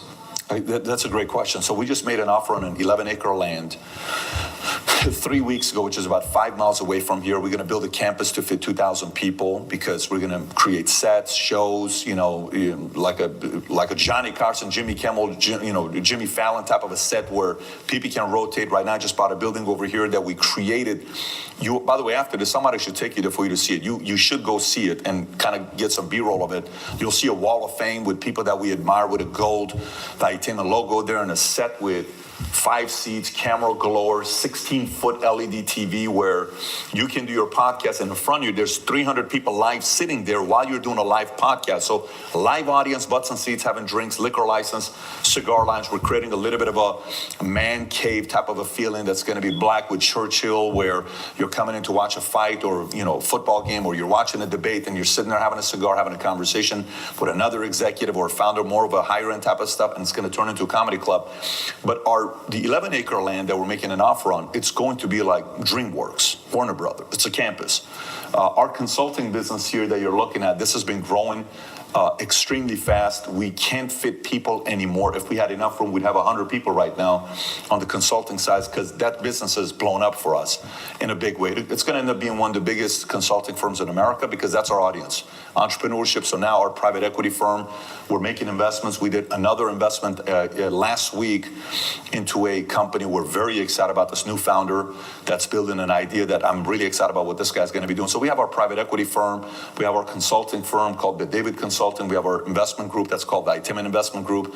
We have our comedy side. We're going to do our own model of SNL. We'll do, movies, documentaries.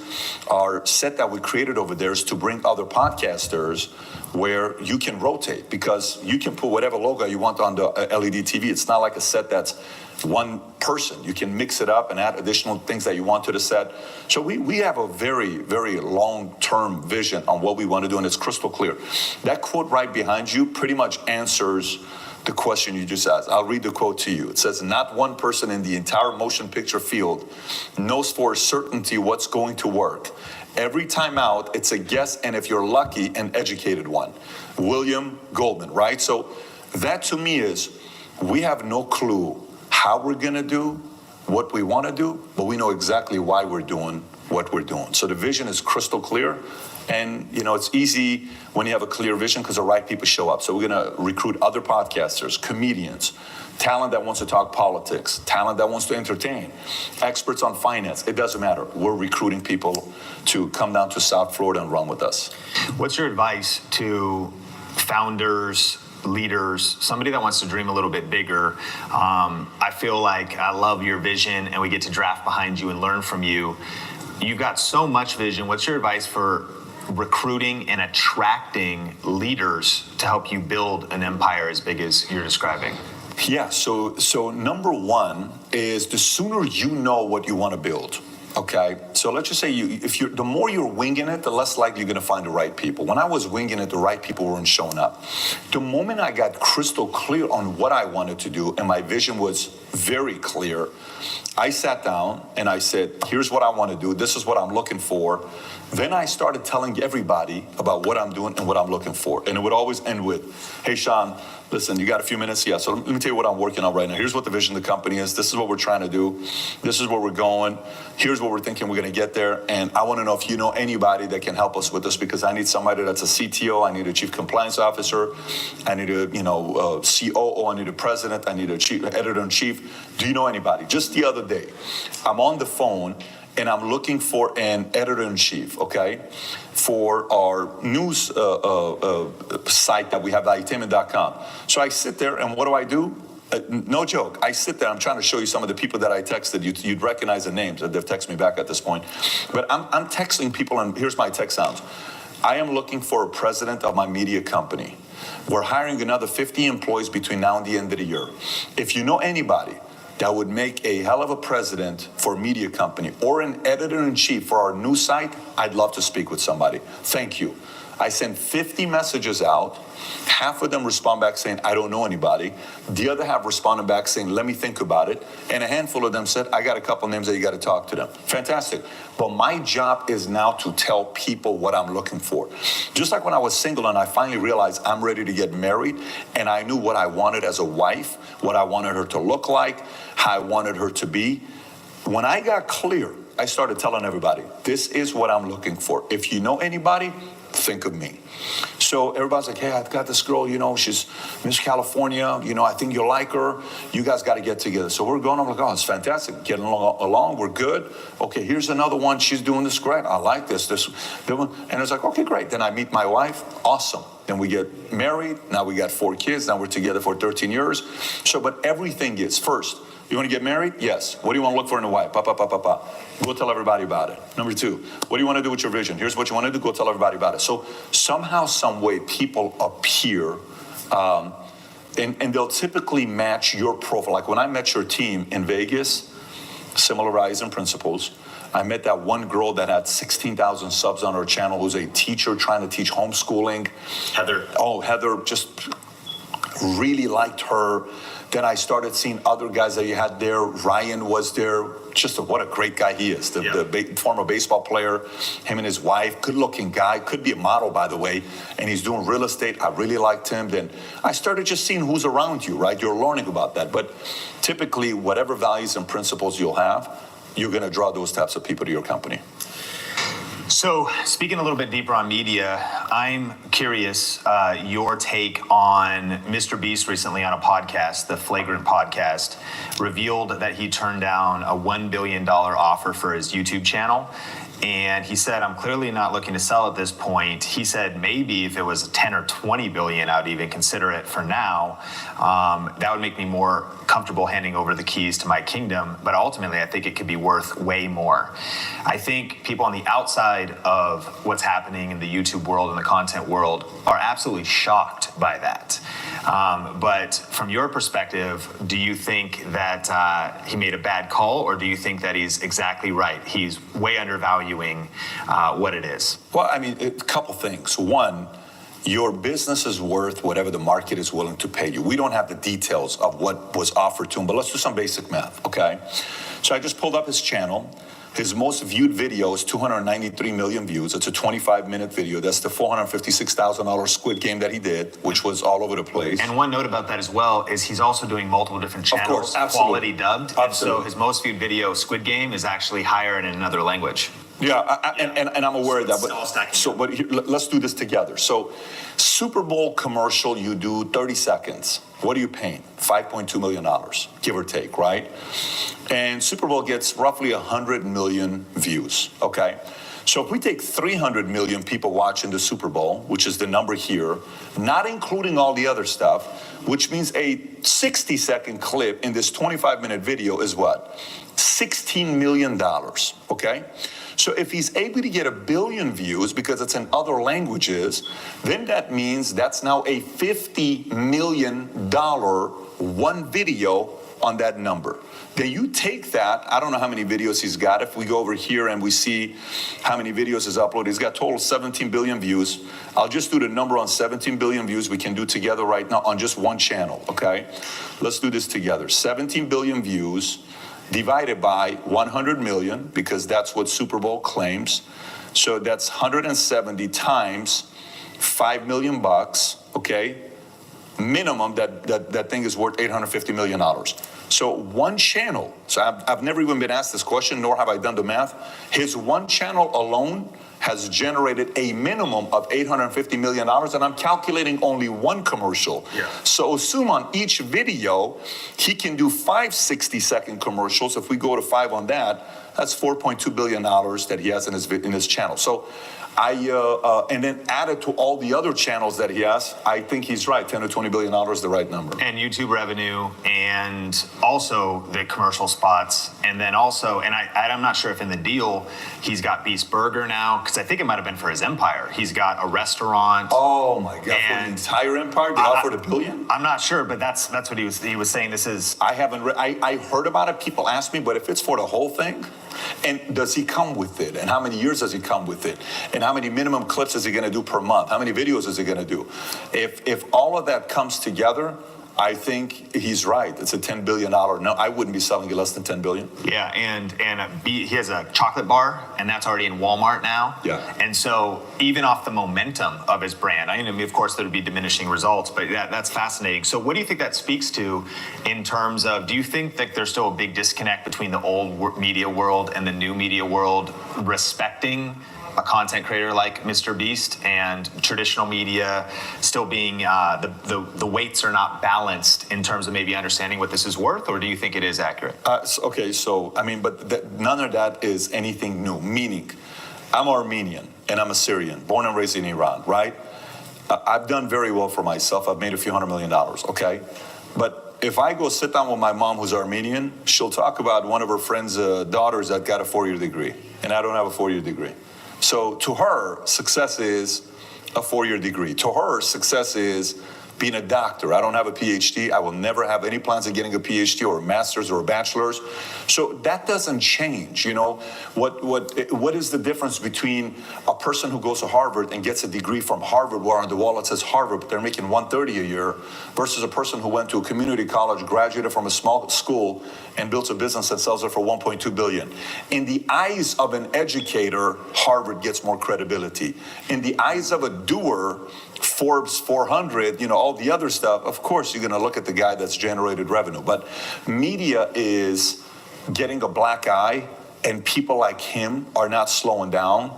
And this is just the beginning, by the way. What he's been able to build, and it's going to be interesting as he ages and turns 30 or 35 or 40. Is he going to duplicate himself and bring other people to get others to do what he does? Because he has a personality, but he doesn't have Jimmy Fallon's personality. He doesn't have Logan Paul's personality. He doesn't have Jake Paul's personality, meaning his model is duplicatable. Logan Paul is not duplicatable. Jake Paul is not duplicatable. Tate, not duplicatable.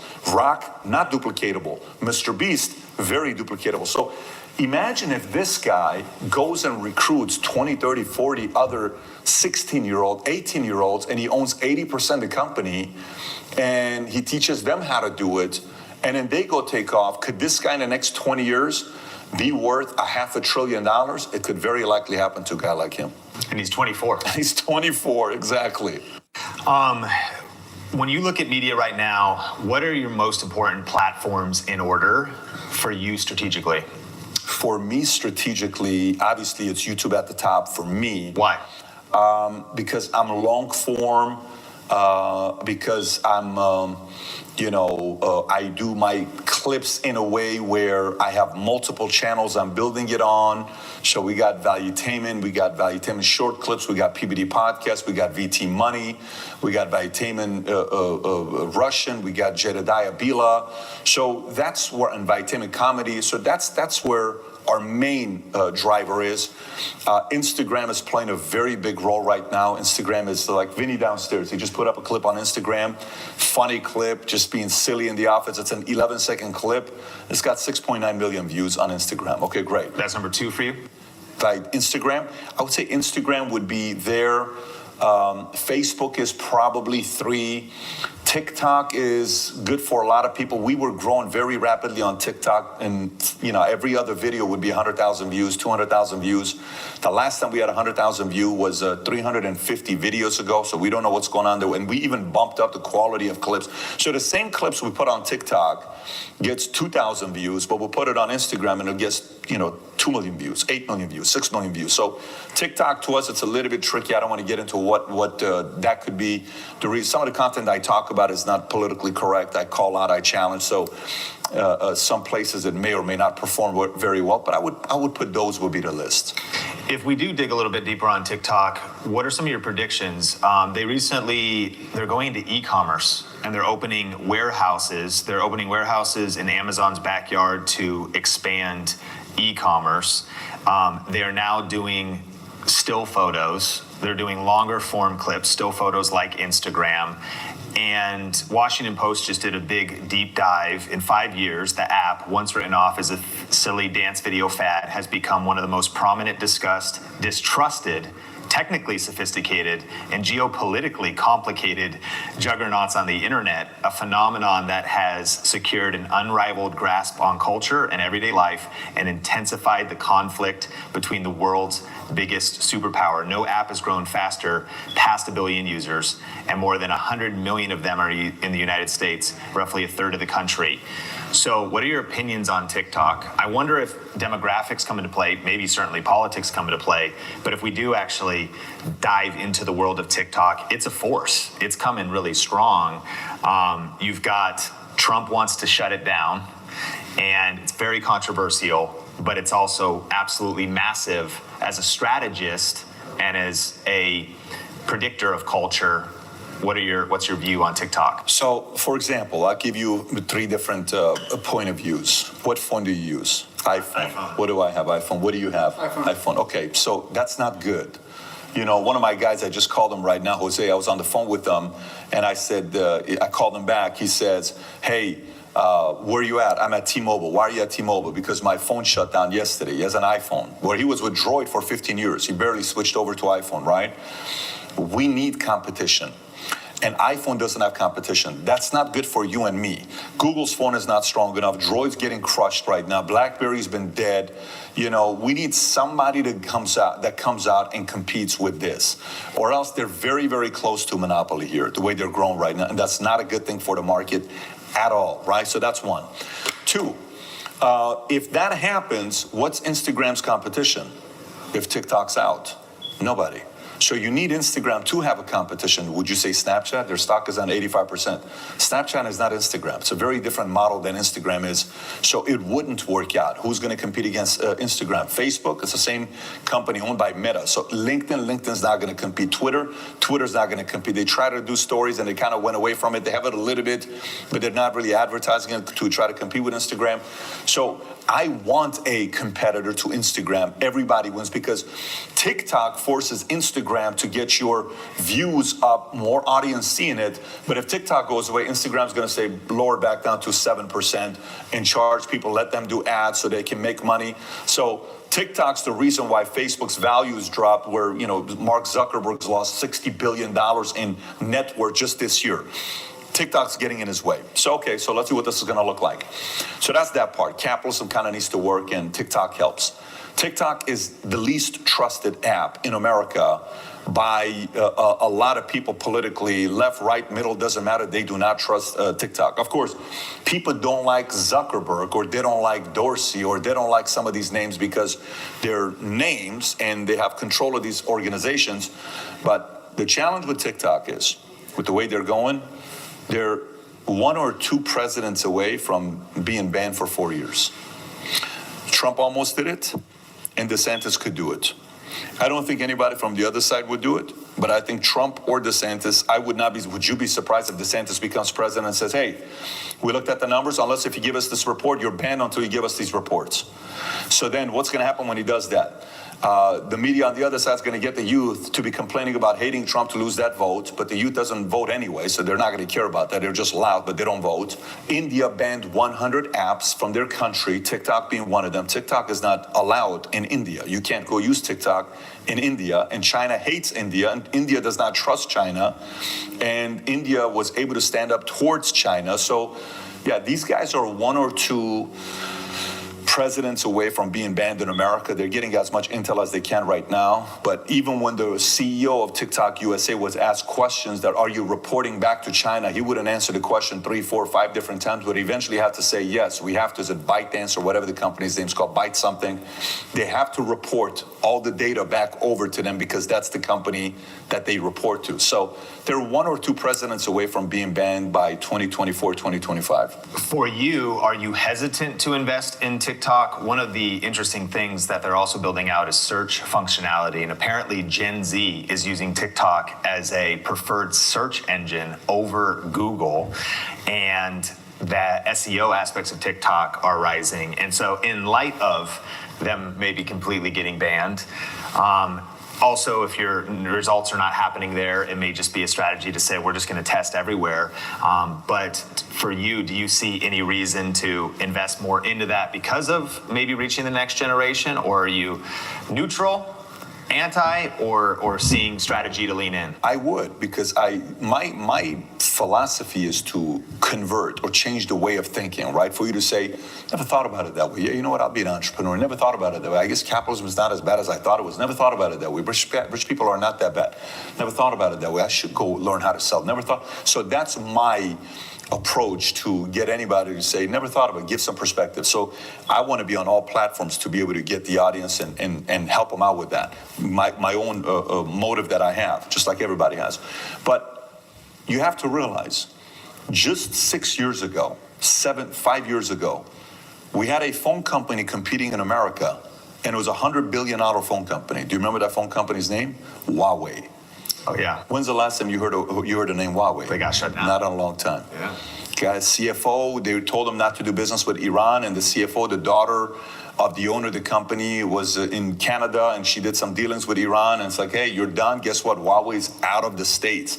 And you were starting to see people having Huawei phones because Huawei was tapping into and trying to get intel like this. It's gone. So listen, do whatever you can to get a lot of eyeballs, but don't forget, people were addicted to Vine. Where is Vine? It's been replaced by TikTok. It's been replaced by Instagram. Everything's going to be replaced by something new. It's all going to be fine. But what they're trying to do to get the intel and, you know, the dirty plays that TikTok is doing, it's going to catch up to them. It's just a matter of time. As we land the plane, Adobe did a study called the Future of Creativity Study, and it revealed that 165 million content creators have joined the creator economy since 2020. So there's a massive wave in aspiring content creators. Young people's greatest aspiration, they're saying, is not to be an astronaut, but it's to be a YouTuber. What is the good, the bad, and the ugly of social media? I hear your vision on the good of you can reach people and get a good message to them, but in your deep dive conversation, even with Andrew Tate, I think he mentioned, I'm not sure if you agree, about the harmful nature of social media, just scrolling, shortening attention spans, and just kind of the good, the bad, and the ugly for conflicted parents, for business owners who are wanting to maybe do good, but also have these red flags that social media presents. So, you know, historically, people have done a lot to get 15 seconds of fame, right? A lot to do 15 seconds of fame, whether it's taking out a president or